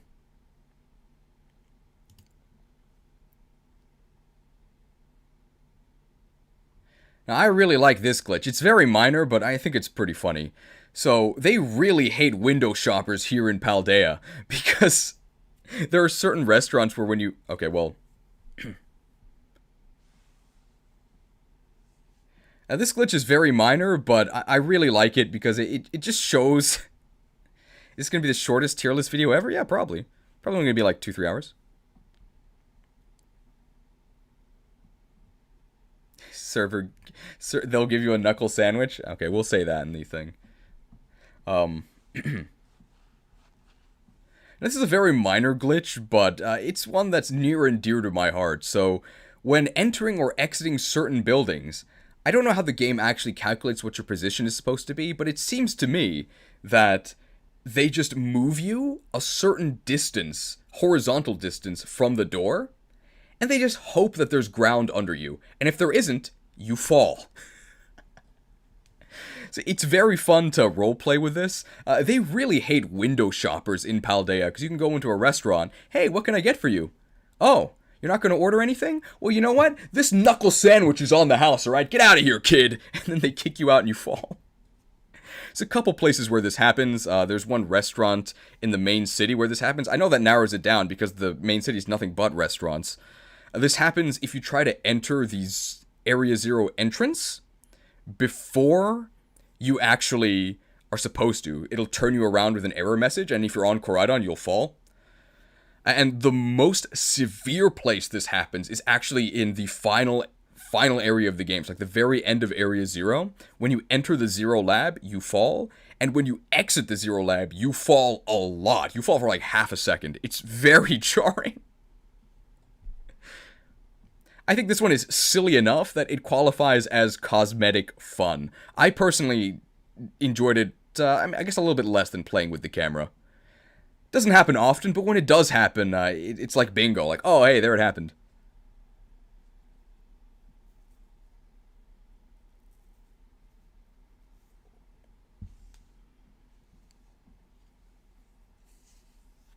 Okay, I think that's everything for that bug.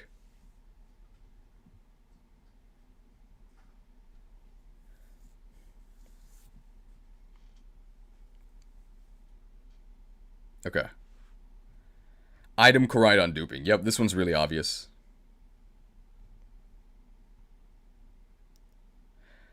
Now, this bug has been half patched, so if you're wondering why in the beginning I said 0.5 for one of the bugs, this is why. This is an incredibly severe bug, which is your ability to duplicate your ride Pokemon and any items it was holding. So, your story companion ride Pokemon has a battle form and a ride form. And those are independent states, which is incredibly clumsy because every time you want to use it in battle, you have to actually select change to battle form. And then if you just get on it to traverse the overworld, it switches out of battle form and you have to go back into the menu and put it back in battle form if you want to use it in a battle. There is a way around this that doesn't involve a bug, but it's a bit of a spoiler, so I'm not going to mention it. The bug part is that you're not supposed to be able to deposit Koridon into your PC while it's in battle form. But if you catch a wild Pokemon, you have the option to swap that wild Pokemon with a Pokemon in your party. And if you press A and B really quickly, you can end up putting your right Pokemon in the PC. And doing this can duplicate it and any item it's holding. Great. They fixed that part of the glitch, but they didn't fix the second part of the glitch, which is the even faster way to duplicate items. So Koridon has... So your ride Pokemon has its own individual box. I think this is because they want you to be able to represent it somehow, even if all your boxes are full. But by doing some menu finagling with your cloned Koridon, the ride form switching, and held items, you can infinitely duplicate your items. That part hasn't been fixed, so if you still have your duplicate Koridon, you can still dupe your items. Great. This can allow you to duplicate incredibly valuable items like the Master Ball, which actually isn't that valuable because, like, what Pokemon are you actually catching? But you can also duplicate your rare candies if you want to do that, XL XP candies, ability patches, anything you could want. And people have filled their coffers with duped items. So this has already had a huge impact on the game, and an impact that's probably never going away. So, yeah. Massive game-breaking bug. Positive.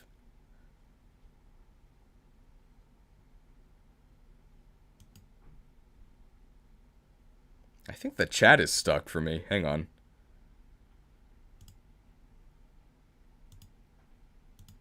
Let me change it to live chat. And the YouTube tells me now is a good time to insert ads. Should I listen to YouTube? I can see that, yes. Maybe people just weren't typing that much. That's also possible.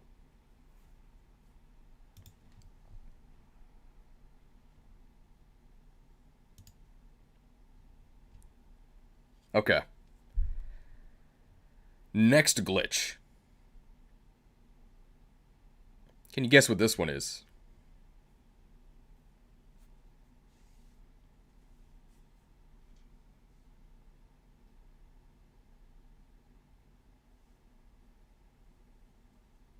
Broken menus, yep.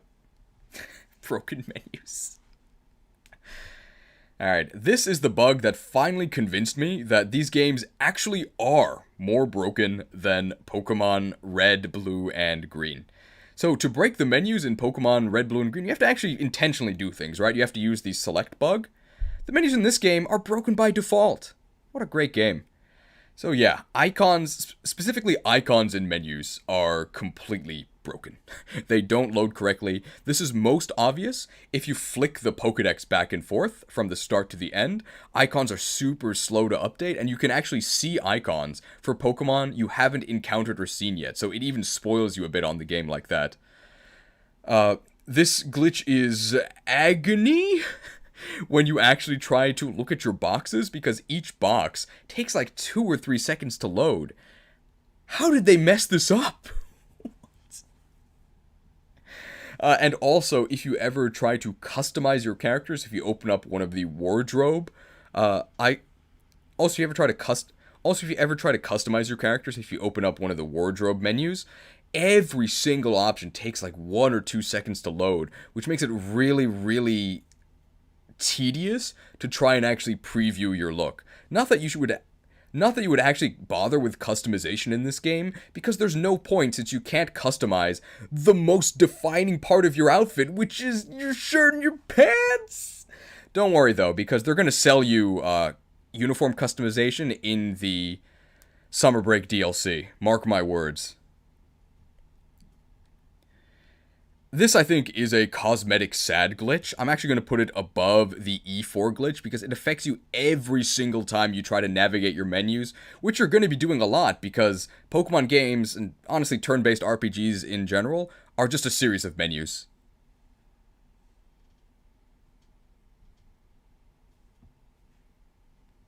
I think that's everything for the menus, right? There's no actual like gameplay implications of it, it's just really annoying.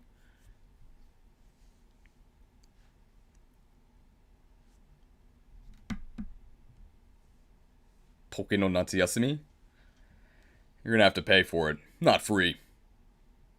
I think I'm gonna turn my mic down a bit because I think I'm clipping into red a lot. Hang on. Okay. Can you guys still hear me?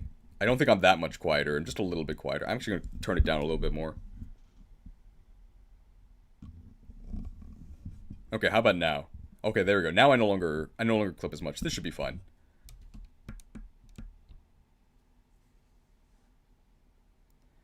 Okay. Now this one, it only appeared in one stream. You might not know this one, but you definitely know this character.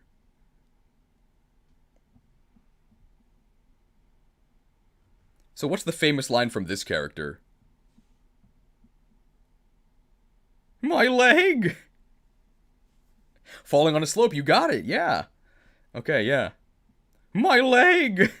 So, this is another sort of addendum to the door dash glitch.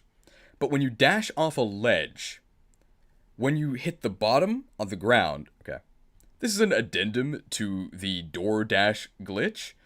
When you dash off a ledge, usually your fall is broken by your Rotom phone, who in a very clumsy animation will pop up and I guess use levitate to save you from actually hitting the ground.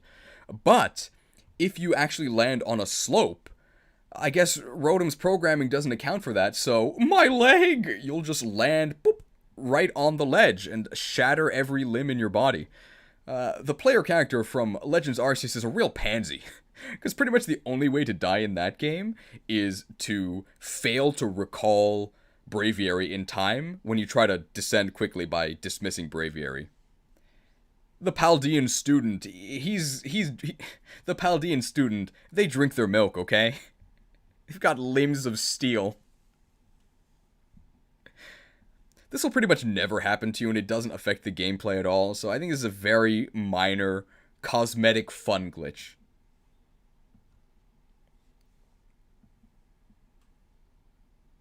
Okay. That's everything for that one.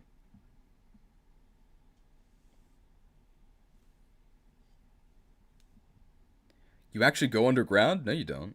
At least I haven't.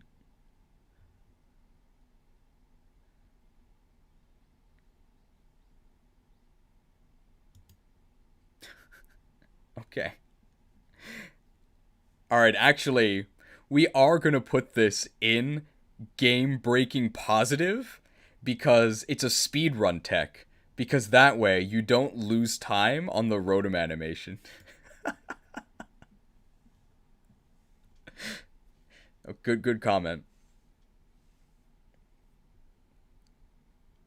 Alright, now what's this one? It's actually not a student. But I did use the student icon for this.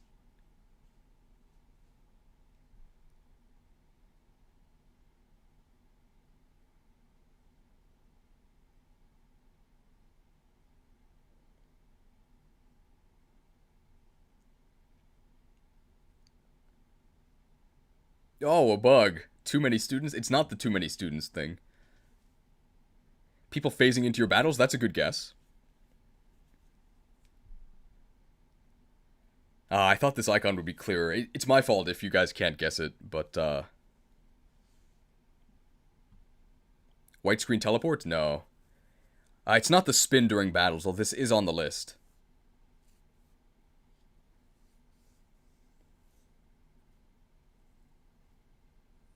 You can phase into trainers during battles. That is on the list, but it's not this one.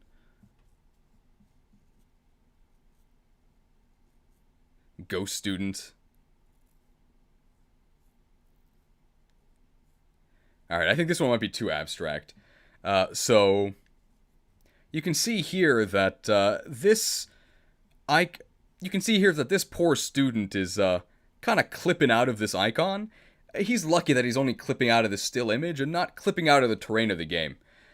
So you might be surprised to know that in this game, which features relentless clipping, you can clip right through the world. The easiest... Now, there's no real way to tell when this will happen, but one of the easiest ways to set it up is to encounter a Pokemon in a narrow cave. Because when you get into a Pokemon encounter, usually your trainer either jumps backwards or forwards to sort of get an appropriate distance from the enemy, and if there's a wall in the way, they might just jump right through the wall and right through the map. Now, does this have any gameplay implications, or can I just put this in cosmetic sad?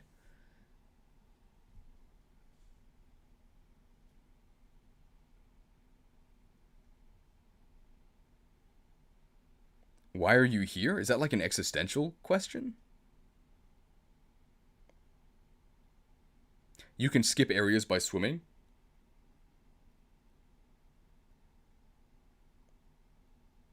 You can go out of bounds and roam around. Yeah, I think it's more than cosmetic. Is it game-breaking positive?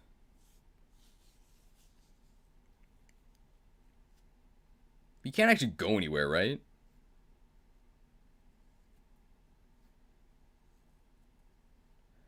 So it's probably game-breaking negative.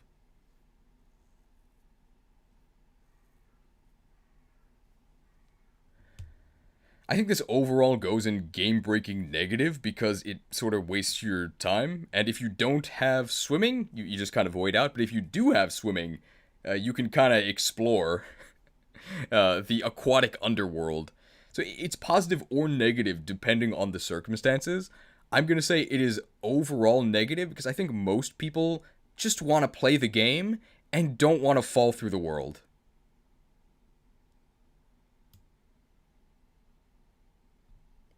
I think that's fair.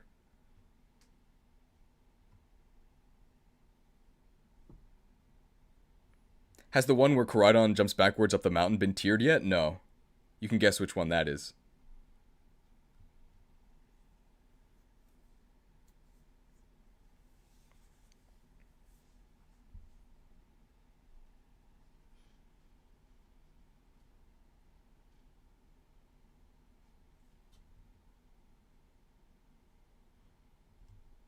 I got a Facebook notification. No, okay, it's muted for you guys. Alright. Can you guess this one?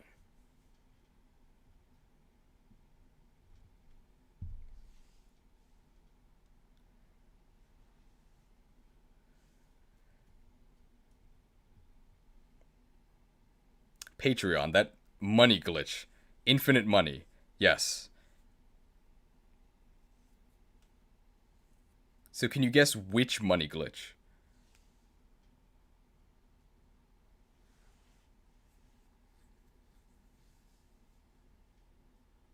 Eevee, Penny, something to do with Starbase. It doesn't have to do with, it doesn't actually have to do with Eevee or Penny. Basket duping, you got it. That's it. Good job.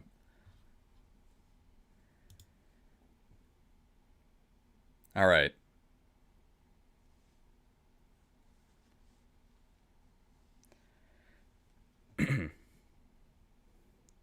So, now this game introduces an Eevee-themed trainer, but doesn't actually introduce any evolutions. So, if you feel the need to interact with more evolutions, consider evolving into a mighty Patreon using the link in the description. Really helps out the channel. But the actual glitch here is...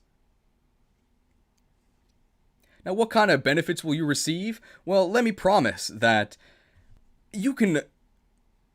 Well, what kind of benefits will you receive? Well, let me ask you. Are you sick of the rat race? Okay. What kind of benefits will you receive? Well, let me ask you. Are you sick of the Ratata race? Do you wish that you could generate a passive income and finally be free to live the life you and your loved ones deserve? Well, I've got an opportunity for you.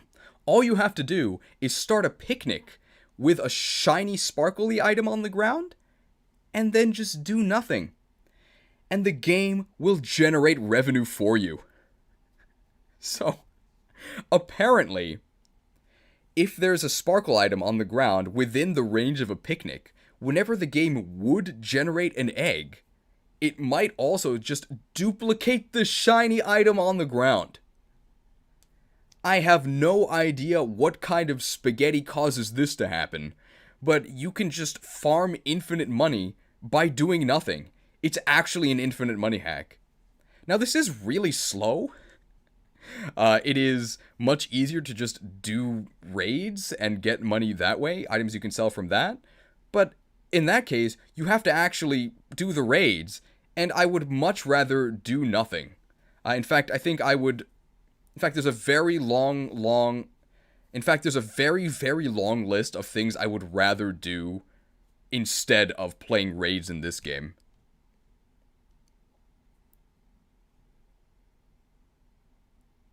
So although this is a game-breaking positive glitch, because there are much faster ways to actually make money in the game, I don't think it's that impactful. We're going to put it about here.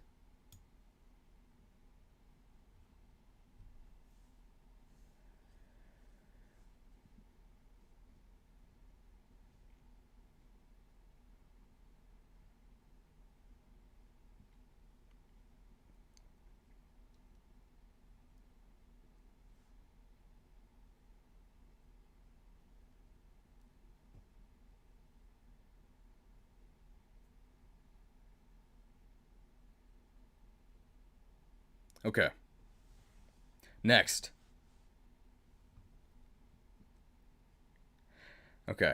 I had another icon for this, which I pulled from a 1950s American Cold War. Okay. I had another icon for this, which I pulled from an American Cold War era PSA about what to do if there's a nuclear bomb. There's a family having a picnic. You gotta duck and cover, and they ruin their picnic by just putting the sheet over their head. I'm sure they were saved from the nuclear disaster. Not saved from the disaster that is picnics in this game, though. There are so many picnic bugs. So Terrestrialize turns your Pokemon into a crystal. Specifically, it gives them diamond hands because the ball in picnics can suddenly cause your Pokemon to go to the moon. I don't know what happens there, but it's pretty funny. Your co-op partners can set up a picnic in you, which traps you in the picnic table. You can actually maneuver and phase through the table, but you're stuck in. But you can't actually, like, leave the table until you start falling infinitely, at which point you void out and are free from the table. Hooray. Something that shocked and disturbed me was that the sandwich making cutscene, like the little minigame. Now, I thought this would happen, in its own minigame. Apparently, it actually happens on the table, which explains the crazy graphical clipping that happens between the bowl and the tablecloth. And also, your co-op partners can just dance on the table and clip into your sandwich making. You're gonna fail the health inspection check. Don't do that.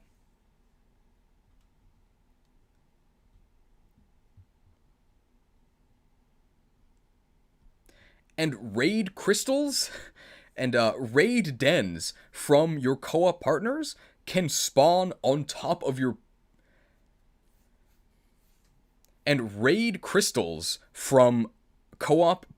So raid dens from your co-op partners can spawn in your world, but they don't have collision, so you can just go ahead and set a picnic up in them and add some minerals to your diet.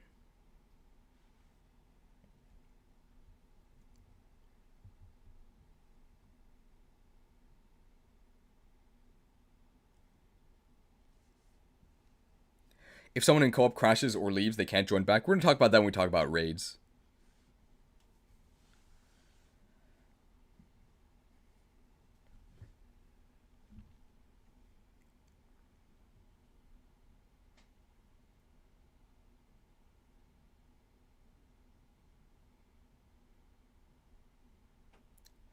So I think Picnic Panic is cosmetic sad, maybe?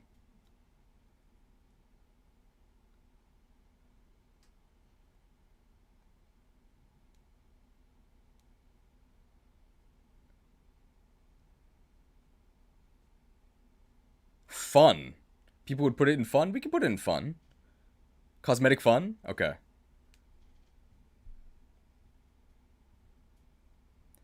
Now this one is silly enough that I think it makes it into cosmetic fun. Especially the moon jump. I like that one.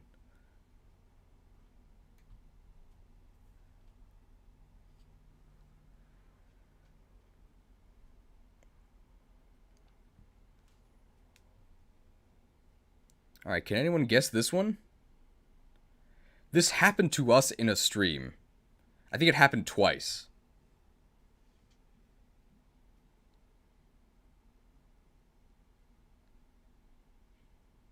Flash mode when exiting shops? No.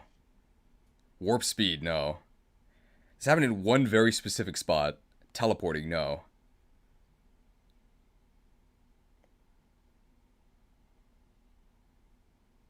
Flashbang? No. It, like, I picked this effect very intentionally. It's not just a white screen. Invisible Mon encounters. I'll give you guys a hint. Weavile.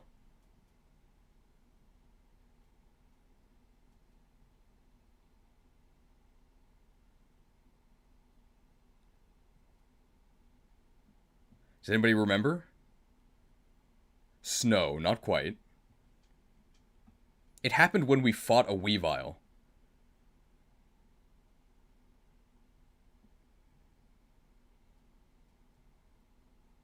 Ice not being as bad as a glitch? Behind waterfall? Okay. A couple more seconds and then I'll...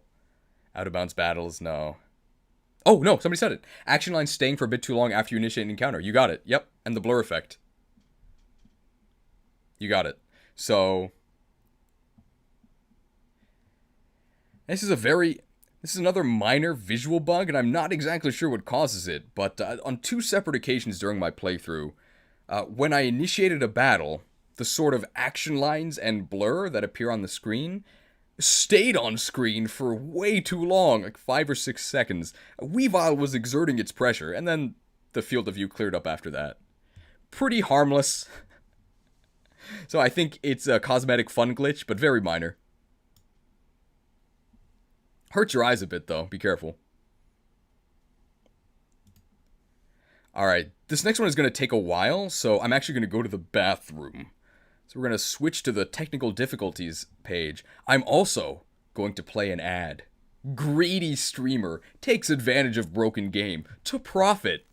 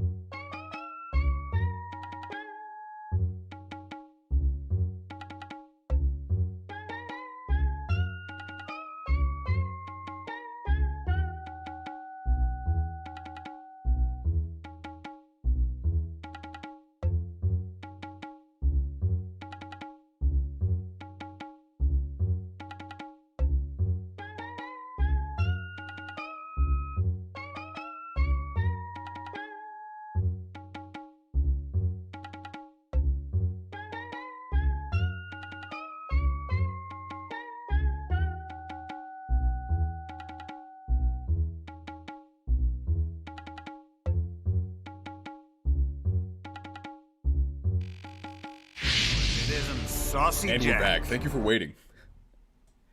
Okay, I'll give people like a minute or two to get back.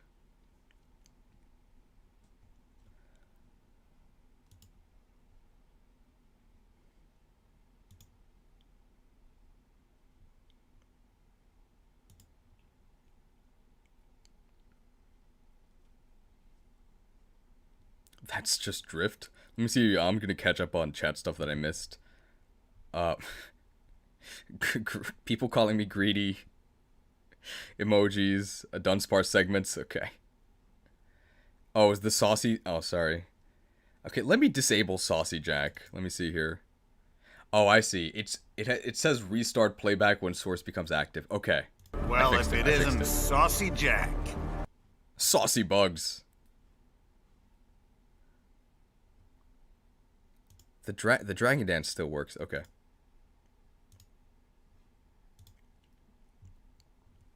All right. I think most people are back by now, right? No prizes for guessing this one. I'm not going to say that I would rather... Okay. No prizes for guessing this one. Now, I'm a reasonable person, okay? Let's not be hyperbolic. I'm not going to say that I would rather play Raid Shadow Legends, but Terra raids are horrendous. They... Now you might be wondering, oh, like, what aspect of the... Oh, so what aspect of raids are bugged? The raids. The whole mechanic is abominable.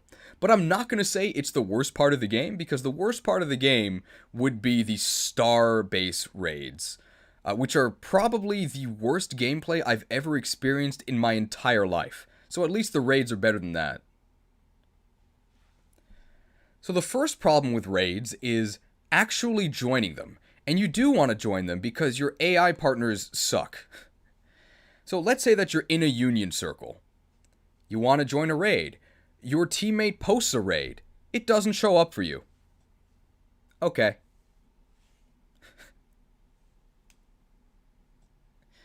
By the way, if anybody accidentally leaves your union circle, say because they crashed, which they probably will, they can't just rejoin your union circle. You have to disband and form a completely new one. You want to join a raid that's somebody outside of your union circle posted? Well, good luck, because the raid countdown timer does not work. The raid will almost certainly be abandoned or full by the time you get there. And there's nothing you can do about it. Just keep trying. But congratulations, you actually made it into a raid.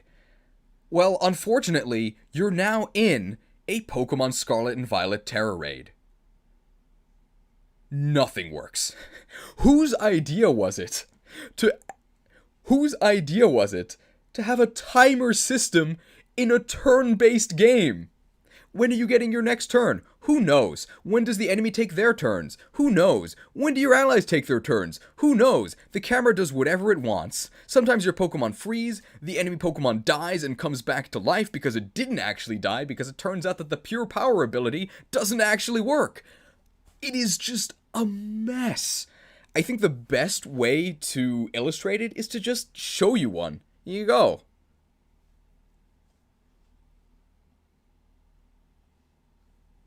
What did you think? Worth 60 US dollars? I don't think so.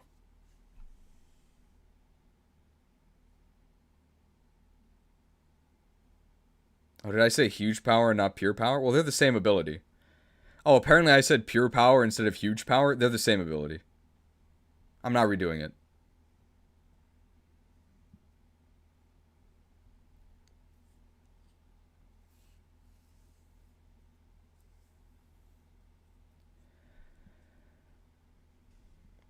Like, for all the people that say that you can enjoy the game despite the bugs, I challenge you to try and do a raid.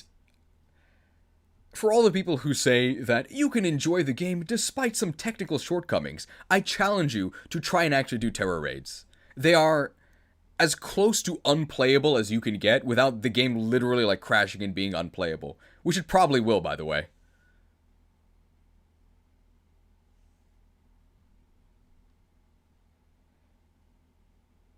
I can't believe they're actually worse than Dynamax raids. But people will defend it anyway.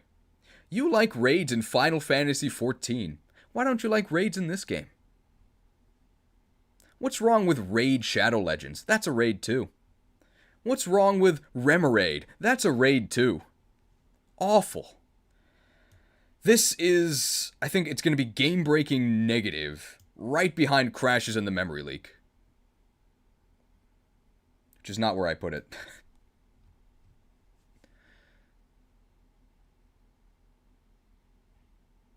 Heading out, Cheese. Thank you for the stream. I enjoyed. Thanks for stopping by. Be sure to check out the premium. I'm gonna take a few days to complete that though.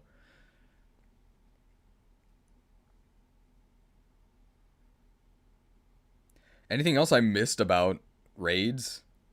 I'm gonna show you probably one of the cheese or one of the I'm probably gonna show you one of the Charizard raids because those were awful.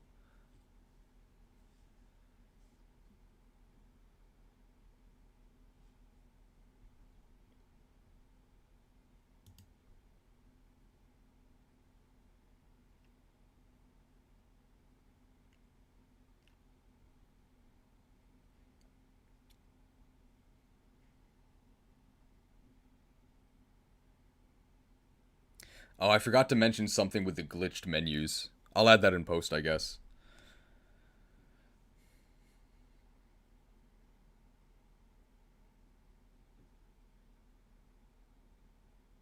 I think we're okay. But I guess remind me at the end to say something, to record stuff about... I can just record it now and this just use the audio, right? So... Hey, voice-only imported cheese here with extra menu about...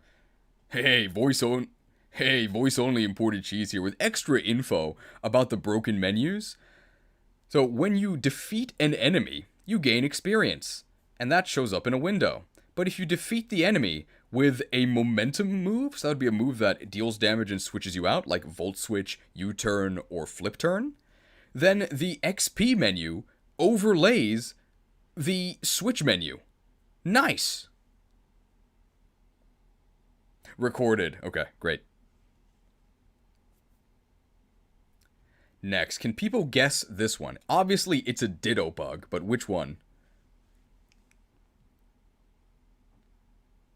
Ditto raid bug, you got it. Yep. These aren't actually recorded after post. Most of them are, but that one I actually remembered, so... Ditto raids, yep. Now, I put this one next to Raid Terra Legends, but it's its own bug because it's separate. So, Ditto will always transform into the host of the raid. But if you go into a Ditto raid, and the host has a Ditto, the enemy Ditto will freak out, attempt to transform into Ditto, and instead it just sits there. And it'll never put up shields. So you actually might have fun playing the raid. Wow! So this is very minor game-breaking positive because it only affects specifically Ditto raids. But hey, every Ditto raid is completely free, and Ditto is a useful Pokemon you might want to try and catch. So I think it goes like here. More than the my leg thing.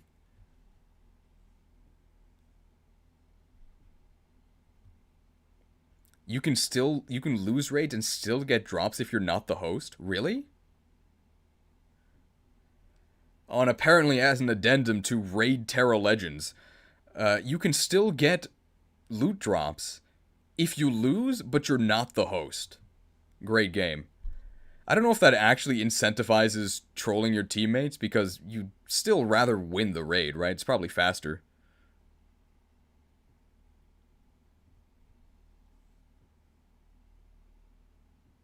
Oh, did they fix it? Oh, and maybe that part's been fixed. It's faster to lose? Oh, apparently it's faster to lose. Okay. So we'll just redo that. So has it been fixed or not? Oh yeah, with like level 1 Pokemon? Yeah, if you If you all plan for it. Okay.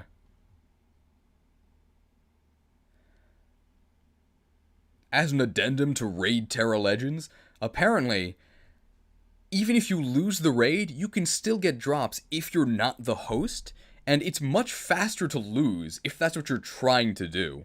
So people would bring like Koraidon to set up Sun for the enemy Charizard and get everyone else killed so they could just get raid drops. Nice system. Jolly cooperation.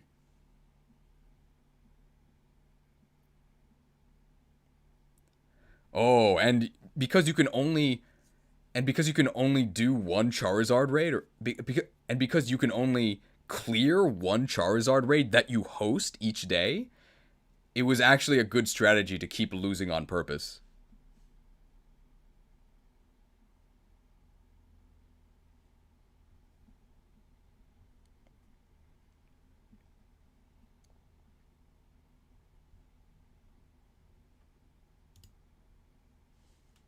Okay. Progenitus Jesus? Yeah, he has Progenitus's mana cost, right? So it's really hard to see the text on this. Can you see what this says?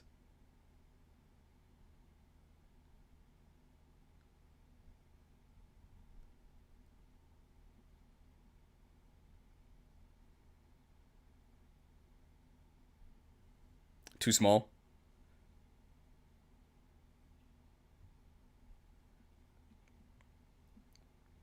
It looks like a magic card, yeah. So the text says RNGesus.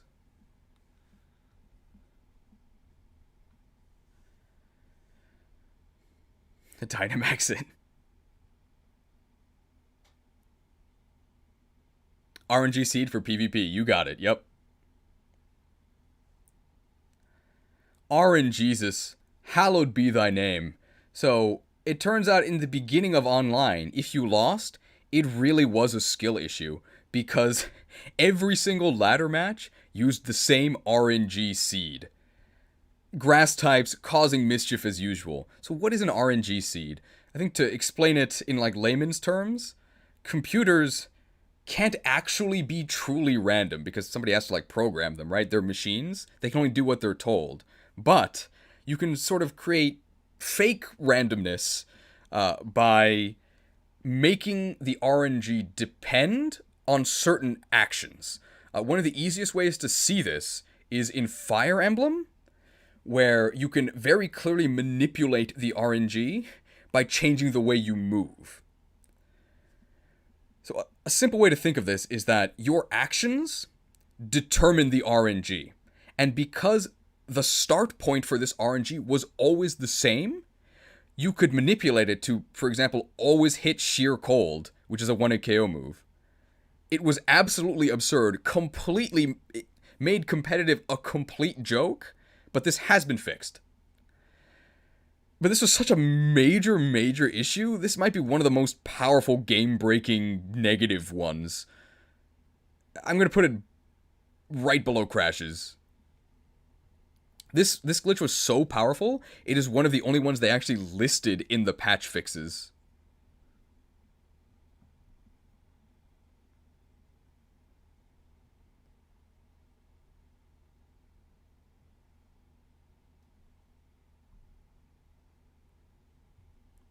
Now, I will say that although as a bug, this is, really embarrassing and shouldn't be in the game, I would actually be really interested in a fixed RNG competitive mode. I think that would be really fun, where you could predict what moves will or will not hit based on like memorizing the RNG. I think that would be really fun if it's done on purpose, not as a mistake in a $60 game.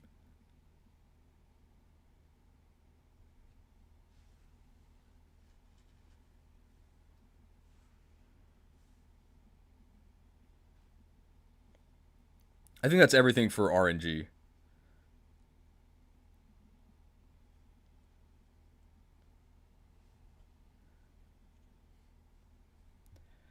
Okay, can you guess this one? You should be able to read the text on this. It says Secret Shopper. So this refers to a specific incident that I think happened in the second stream. Might have been the first one. Floating bag. Yep, you got it.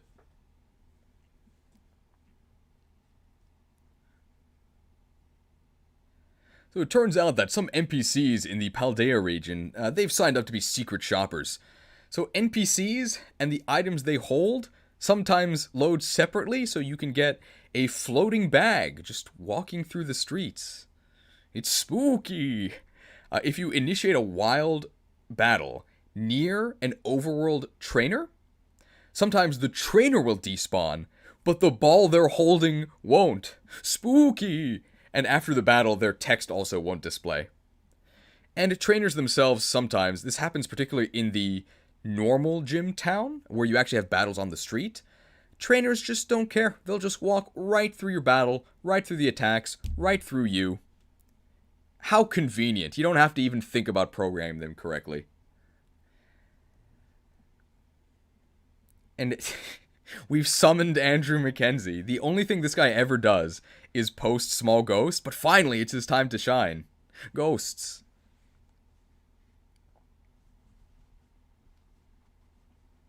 Cheese, you once said Gen 9 couldn't be worse than Gen 8. Did I really say that? I was wrong. I will say this game is much more fun than Gen 8. But it's more fun because the game is worse. So, do we think this is sad or is it fun? I think it's fun.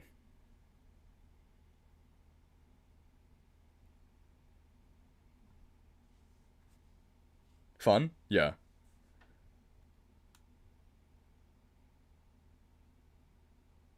It's sun? Okay, yeah. This is goofy enough that I think we're gonna say that it's fun. And we'll put it below the cameraman.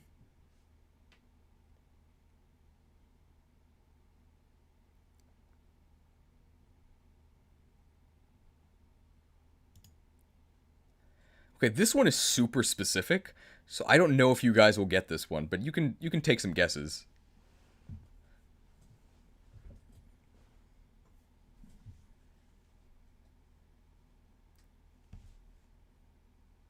Sideways egg hatching. Yeah, you got it.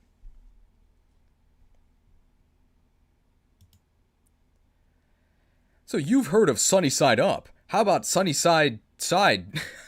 So you can apparently hatch eggs on slopes, and when you do that, the entire hatching animation happens sideways. Looks really ridiculous. This is, I think, a cosmetic fun bug. It doesn't affect the gameplay at all, but it is really funny. I think this actually goes above Secret Shopper. You have to do this intentionally, but it looks wild.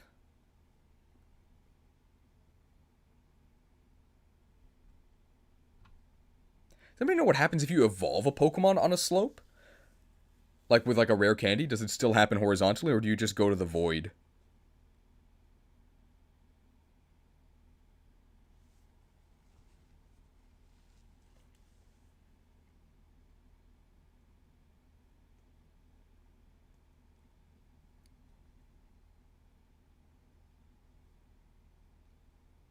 The ESP minigame is so bad? Yeah, I can see you guessed the next one.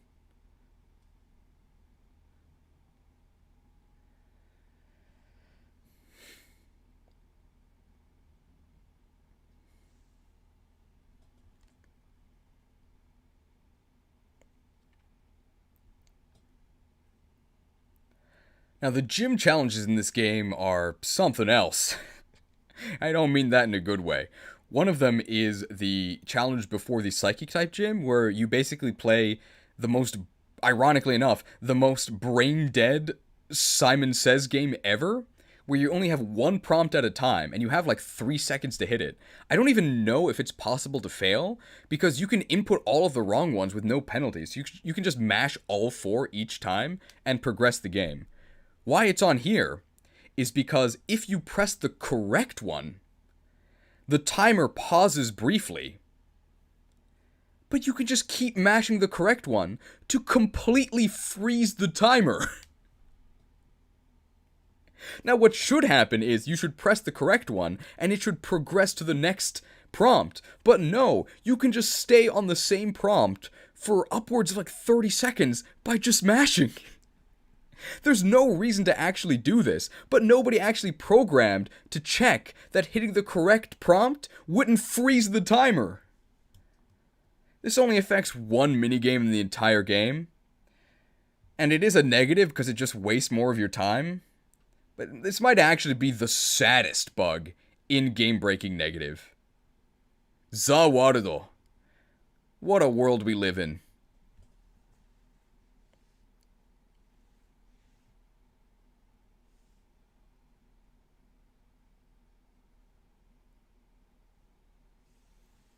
Yeah, I don't actually know if you can, I actually do not know if it's possible to lose that game. Maybe if you press nothing, you might lose. Now this one is easy, right? Yeah. Did you know that in this game you play as the dragon type born? So Skyrim is another infamously buggy game, but at least aside from the bugs, it's actually fun.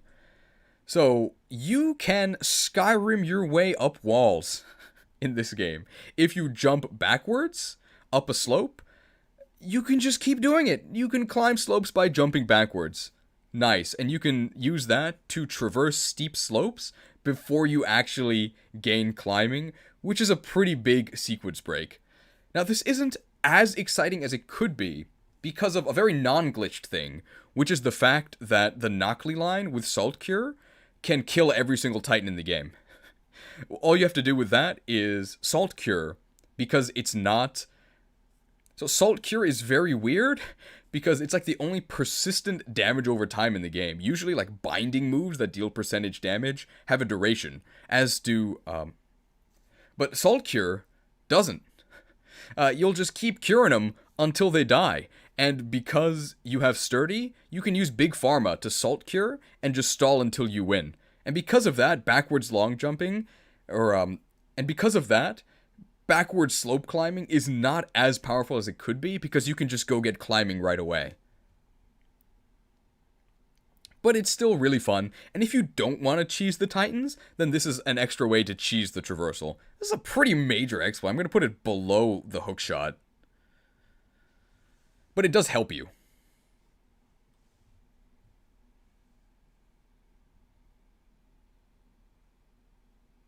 And my important addendum about the ESP minigame has been ignored? What's that? I didn't see it. I didn't ignore it. Aggressive chatter thinks I'm ignoring them.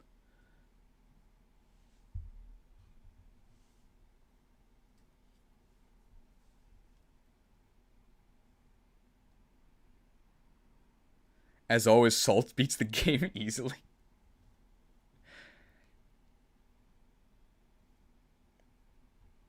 Alright.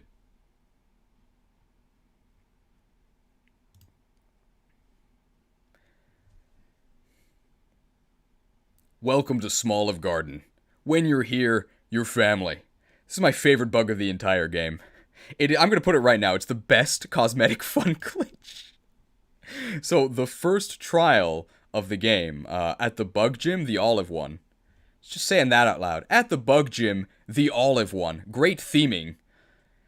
This olive, in the actual minigame, it looks kind of ridiculous, because you just run into the olive. It doesn't affect your character at all, but the olive bounces all over the place.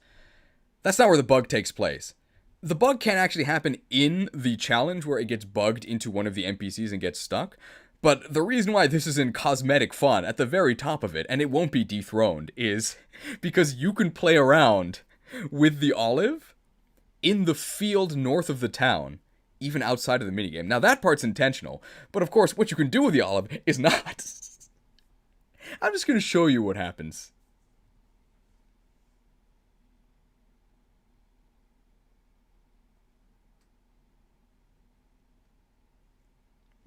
And that's where I'll put it in. Now, there's so much fun you can have with this glitch, because you can try it with all the different Pokemon in the game. So far, Golden Go appears to be the Golden Go-to to actually get it to stick in the olive. You can ascend to the heavens using your... You can ascend to the heavens if you do it right with your ride Pokemon. Although I wasn't able to get very high.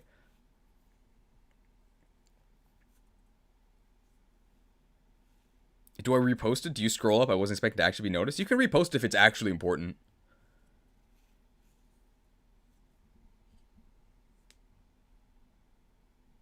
Any other Small of Garden things? It seems to work best with medium-sized Pokemon.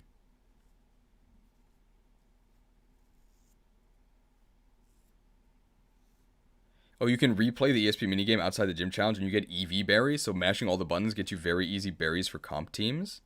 But you don't need the EV berries, right? We could put it in game-breaking positive. But that's just that they don't check that you hit the wrong buttons.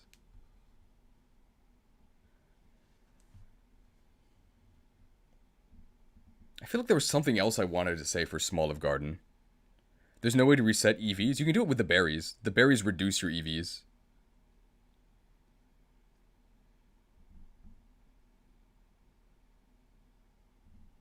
Oh, there is one more thing I want to say about the Small of Garden. And an extra fun thing about Small of Garden is that in co-op, your allies cannot see the olive, so it just looks like you're freaking out.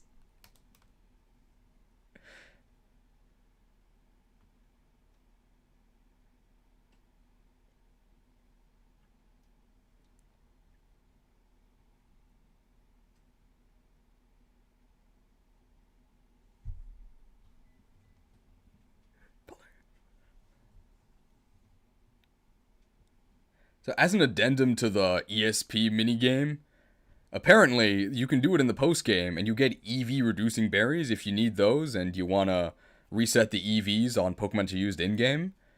And because it doesn't check if you made the wrong answers, you just mash all the buttons and win really easily. So you might put this in game-breaking positive. But I'm specifically referring to the glitch that lets you stall the positive answer over and over. Okay, I think we're done with Small of Garden. And I'll show the actual Small of Garden footage there.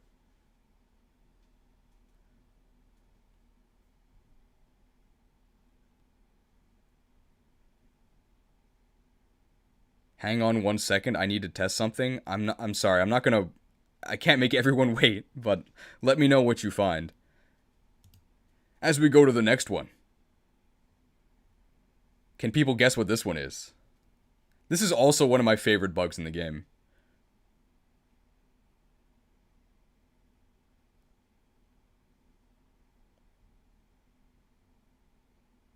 Rapid spinning NPCs, yep.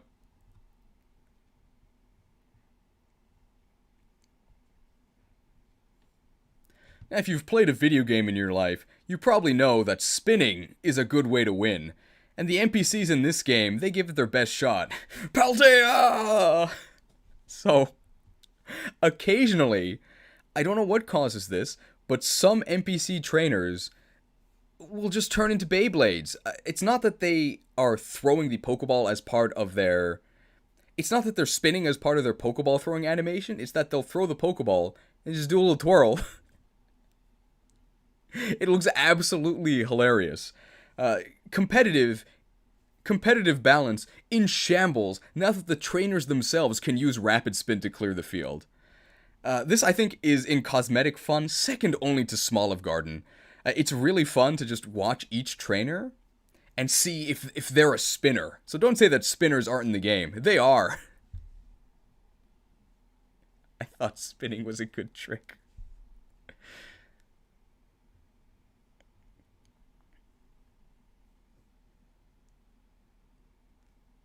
Oh, they spin if you start a battle the opposite direction the battle should occur, I think? Oh, interesting.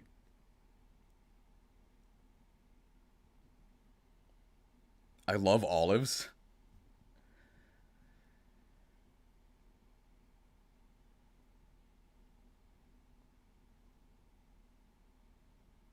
The ground E4 girl is also a spinner? Yeah, but I think she's actually supposed to.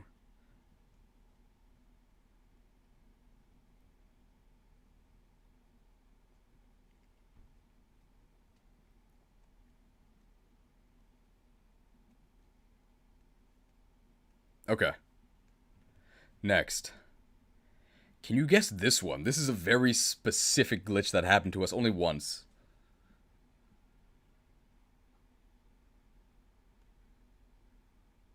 Giant evolving toadstool through a bridge. Yeah, you're right. That's it.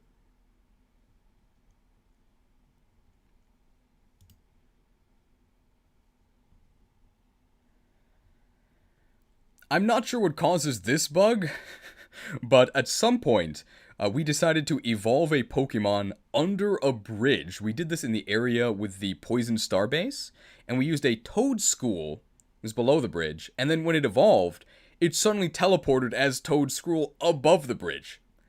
I don't know if this happens when you evolve a small Pokemon into a big Pokemon. That's my guess as to what was happening. But if you have the time, go ahead and test this. I'd put this as a cosmetic fun glitch. Very minor. Probably even below the sideways egg hatching. Only happened to us once, but we weren't exactly trying to cause anything to happen.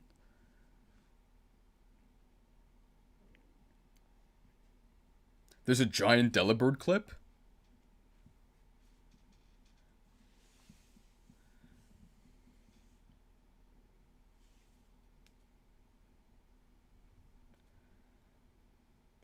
I guess because we used a giant Tentacruel for this, apparently there's also a giant Delibird clip that can happen. And if I can find it, you'll see it now. And if you're not hearing me at all, then I guess I didn't find it.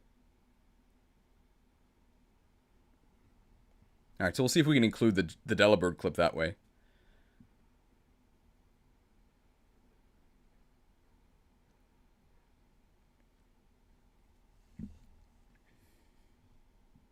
Home stretch. We're this is pretty fast.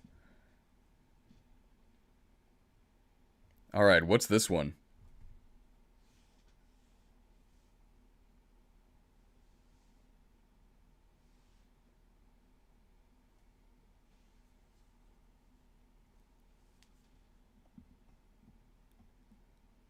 I think this one's pretty clear. Terra icon menu bug. Yep, you got it. Terra, embrace the darkness in your heart. Okay, so this is the Terra icon lighting bug. You didn't mishear me. Not the Terra lighting bug. The Terra icon lighting bug. It feels insane to even say this out loud, but the terrestrialize icon in the menu affects the lighting of the world. So basically when you open the menu that has the Terra icon in it, sometimes the world lights up, and then darkness returns when you close the menu. And we know it's the icon, because if you terrestrialize and then open the battle menu, the icon disappears and the lighting doesn't change. You can use this to have a bit of fun, and shuffle the menu on and off to change the lighting of the world, but I think this actually qualifies as cosmetic sad. Because how did this even happen? Come on. Oh, we'll put it here. Well, it's been fun. I gotta get going for some grocery shopping. No, thanks for your input. Fun grocery shopping. Be sure to buy some pickles.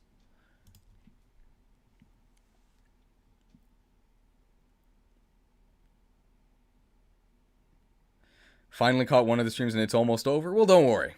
There will be a premium.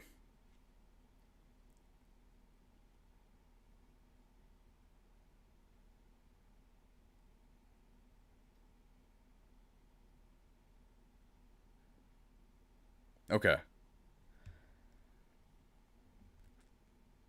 Can people guess this one? This is kind of abstract. It's not specifically about timer balls.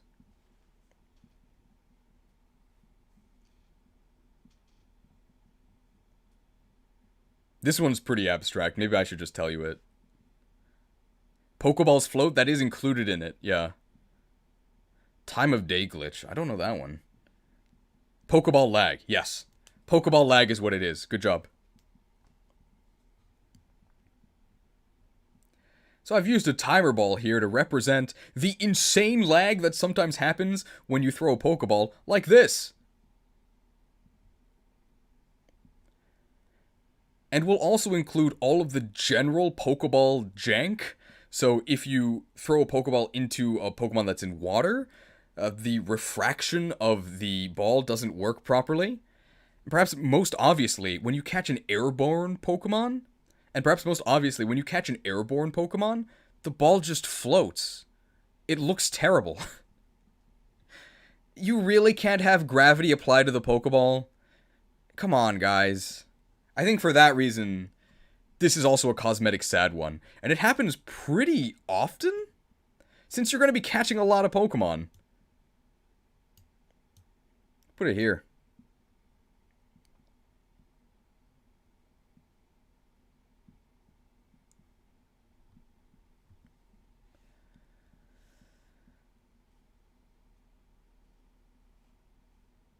Is this the Pokeball flip around weirdness? It's included, yeah.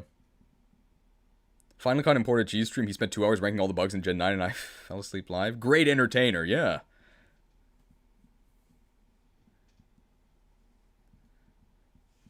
And this one's also kinda abstract. But it is a glitch we did on stream.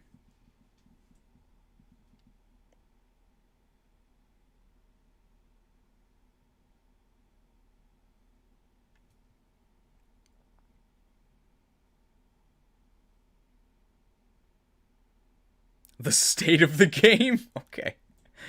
No, this trash is not in fact an artist's rendition of the game. That's not what I'm trying to say.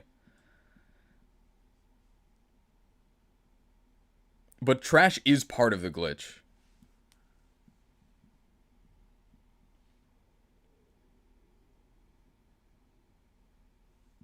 Trash vending, you got it. You're right. Yep, that's it. So this game gives a whole new meaning to vendor trash, because the hitboxes are kind of wonky. So there's some trash cans next to a vending machine, and you can interact with the trash can and get the vending machine items from there. This is just the stand-in for all of the clumsy hitboxes. It also applies to doorways, specifically in the school.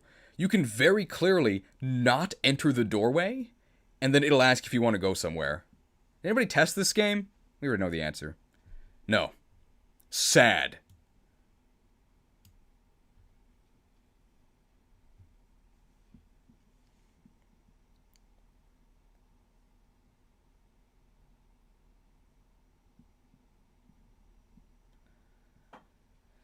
I think that's everything for that one. Any other funky hitboxes you guys noticed?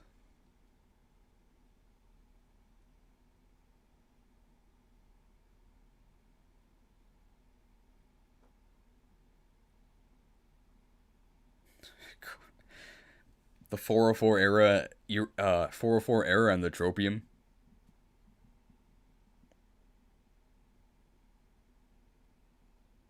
Most roofs are interesting.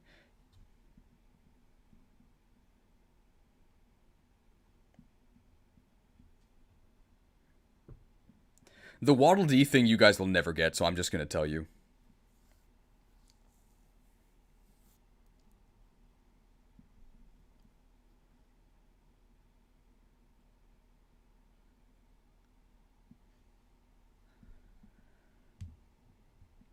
You'll never guess this Waddle Dee one, so I'm just gonna tell you.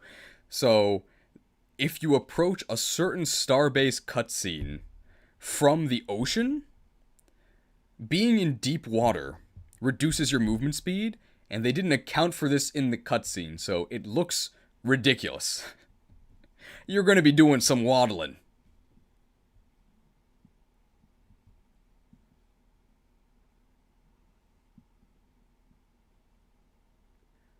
Now, I don't know if this actually crashes your game.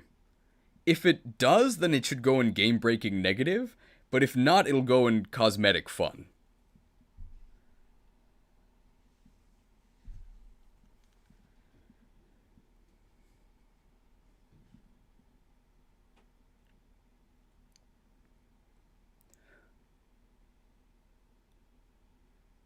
When escaping from a wild Pokemon, sometimes you immediately spawn inside another one and the battle starts. I'm not counting that as a glitch, though. You think it does crash? Okay.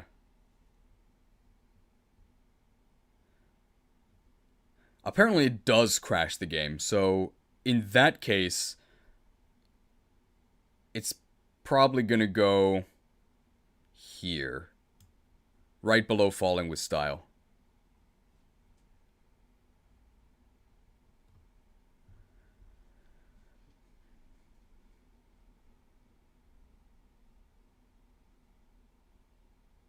Although this game sometimes crashes just opening a menu. Yup.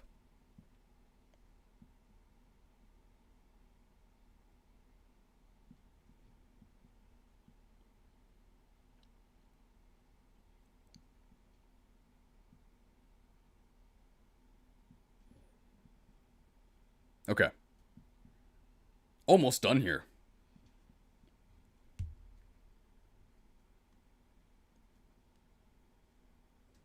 Don't know if I'd call that a bug so much as bad oh yeah, talking about the wild Pokemon? Okay. Alright. Now here is your spoiler warning, because both of these glitches pertain to the very, very end of the game. I'm talking about the final area of the final area. There won't be massive story spoilers. It preserves the main twist of the game. But be warned, I am going to show you, like, the really last area. So now's your chance to skip.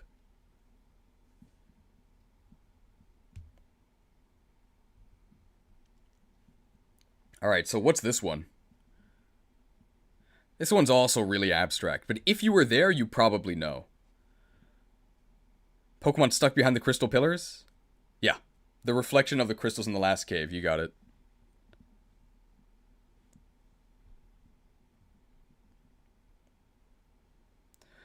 It's not quite... Okay, we'll mention the crystal reflection in the machine room. So in that case, I'll actually, I'll redo the spoiler warning.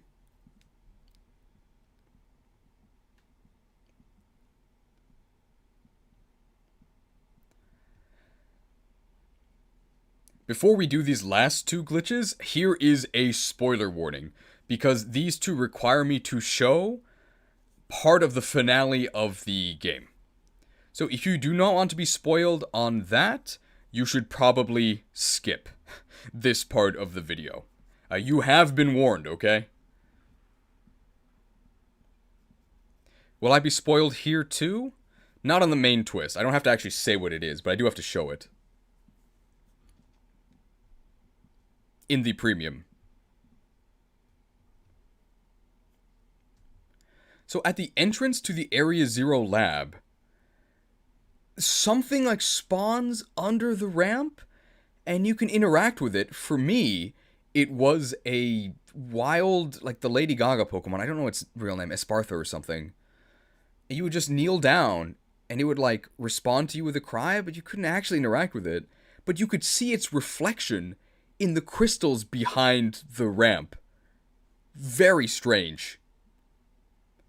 And on the note of crystals, in the final boss encounter, there's some crystals on the wall, and whatever the lighting is with that does not work, because it moves with the camera, like independent of the actual shimmering effect that's supposed to happen.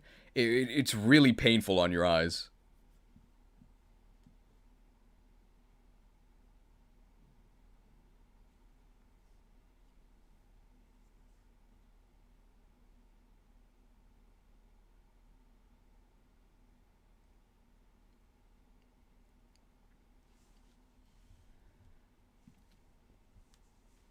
I think this one is a cosmetic sad. How did this even happen? Maybe close your eyes during the final boss cutscene so you don't go blind. Put it there.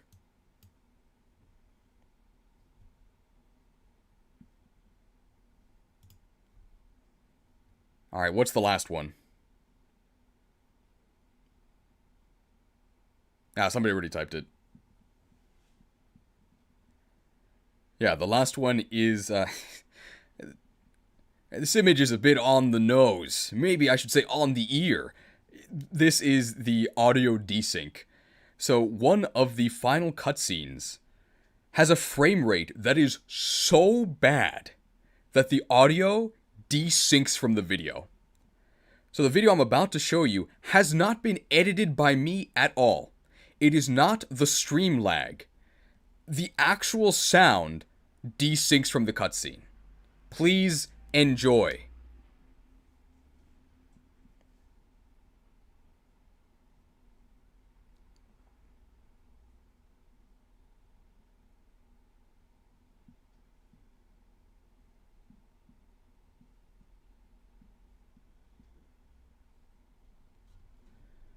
Agya.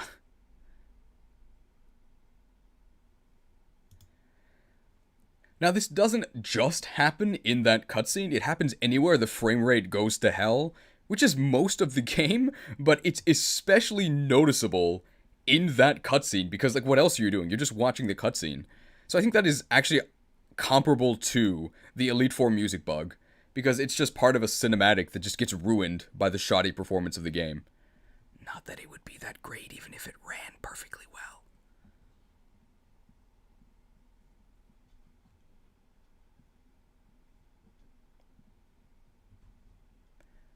And there you go. And there you have it. This is our Pokemon Scarlet and Violet Bugs and Glitches tier list. 46 bugs for only $59.99 US dollars. What a great deal. What are you doing? If you haven't purchased this game yet, and you intend to play it, you should probably play it before they fix the bugs, because once they do, all that's left is the actual game, which isn't very good at all.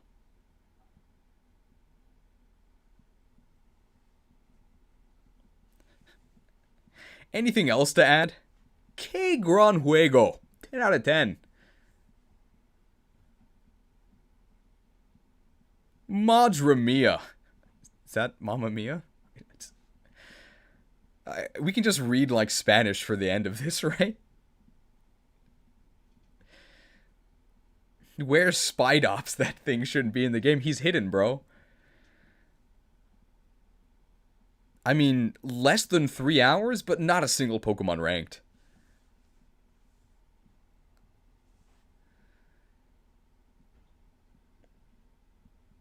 Oh, un estudiante. Oh, a student, I'm guessing.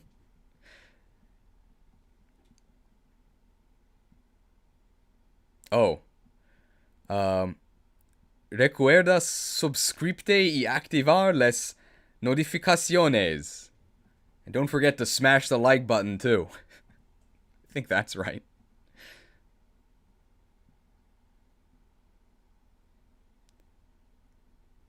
Que conveniente.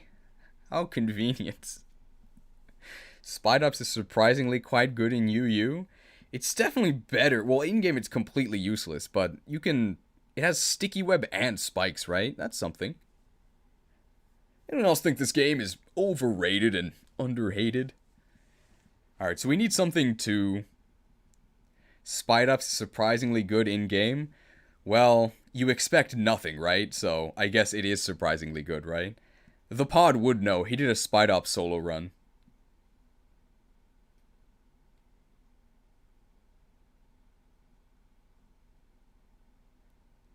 If Spidops had some cool, like, spy ability, it might actually be usable. It could be something like... If it had, like, automatic sticky web deployment, that would be really cool. Or, like, if its Silk Trap move set sticky web. I think that would be amazing. I don't even think it would be that overpowered, because then you're using a Spidops, right?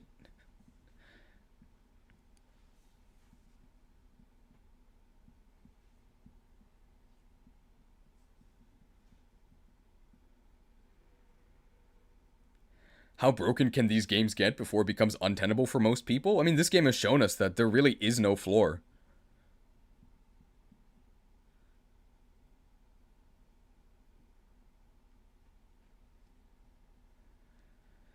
I think we did record an outro.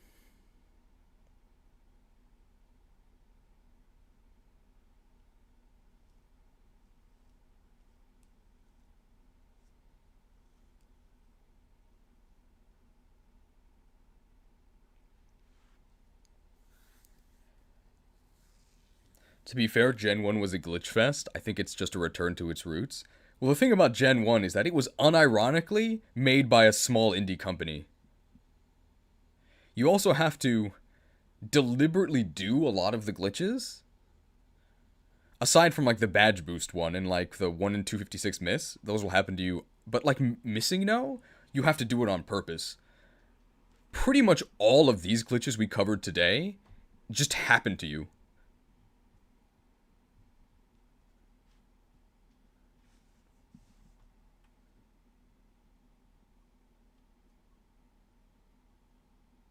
Alright. I think that's everything. So does anybody have any closing comments? Otherwise, I'm going to go ahead and end this and start editing the premium. Hopefully to be released by some point next week. Closing comment. Thank you.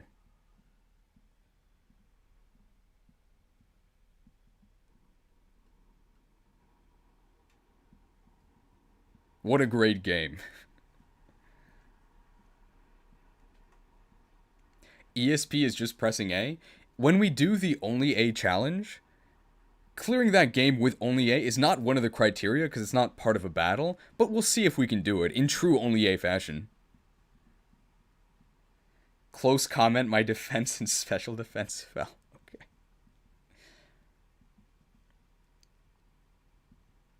Wolfie said it, best game ever. Wonder how much they paid him. Alright, so final plug from me. If you haven't already, be sure to join the Discord, link in the description. And consider evolving into a mighty Patreon. I'd really appreciate it. Only A in Espanol? We'll do it in Japanese, because I want to check some stuff in Japanese as well.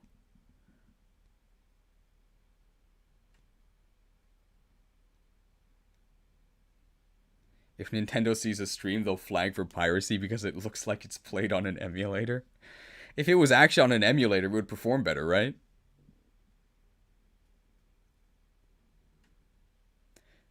Wolfie would defend Gen 10 even if it removed double battles. Gen 9 basically did, right? 4 in the entire game. Well, you can rematch the gym leader, right? So, make that 5. Absolutely subarashi. Okay. I think we're just about done, so... Any last questions? Otherwise, we're going to go ahead and end. Now's your chance. Make your final Dunsparces now. You won't have another chance until... We'll probably do the in-game tier list next week. It depends on how long editing takes me, but we can... If I finish it quickly enough, we'll do the in-game tier list next week. At least part of it. It might take 2 days, because this game is huge. How am I so amazing and handsome? Good question. I don't have the answer for you.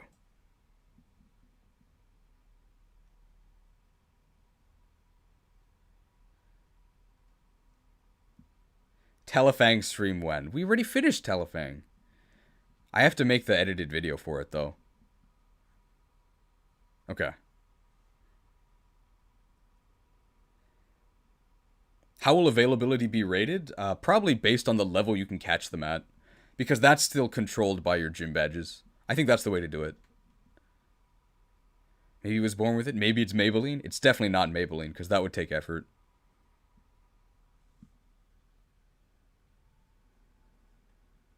Alright. Yeah, thank you everybody for always participating in the streams. I hope you enjoyed. I certainly do.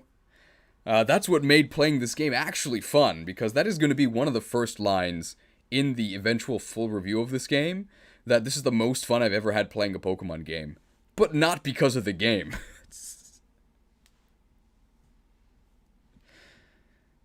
Alright, so I am going to get to work on the premium, and I will see you all, hopefully, at the premium premiere. Thanks for your input. I'll see you next time. How do I stop this? I can't stop the professor's machine. Here we go.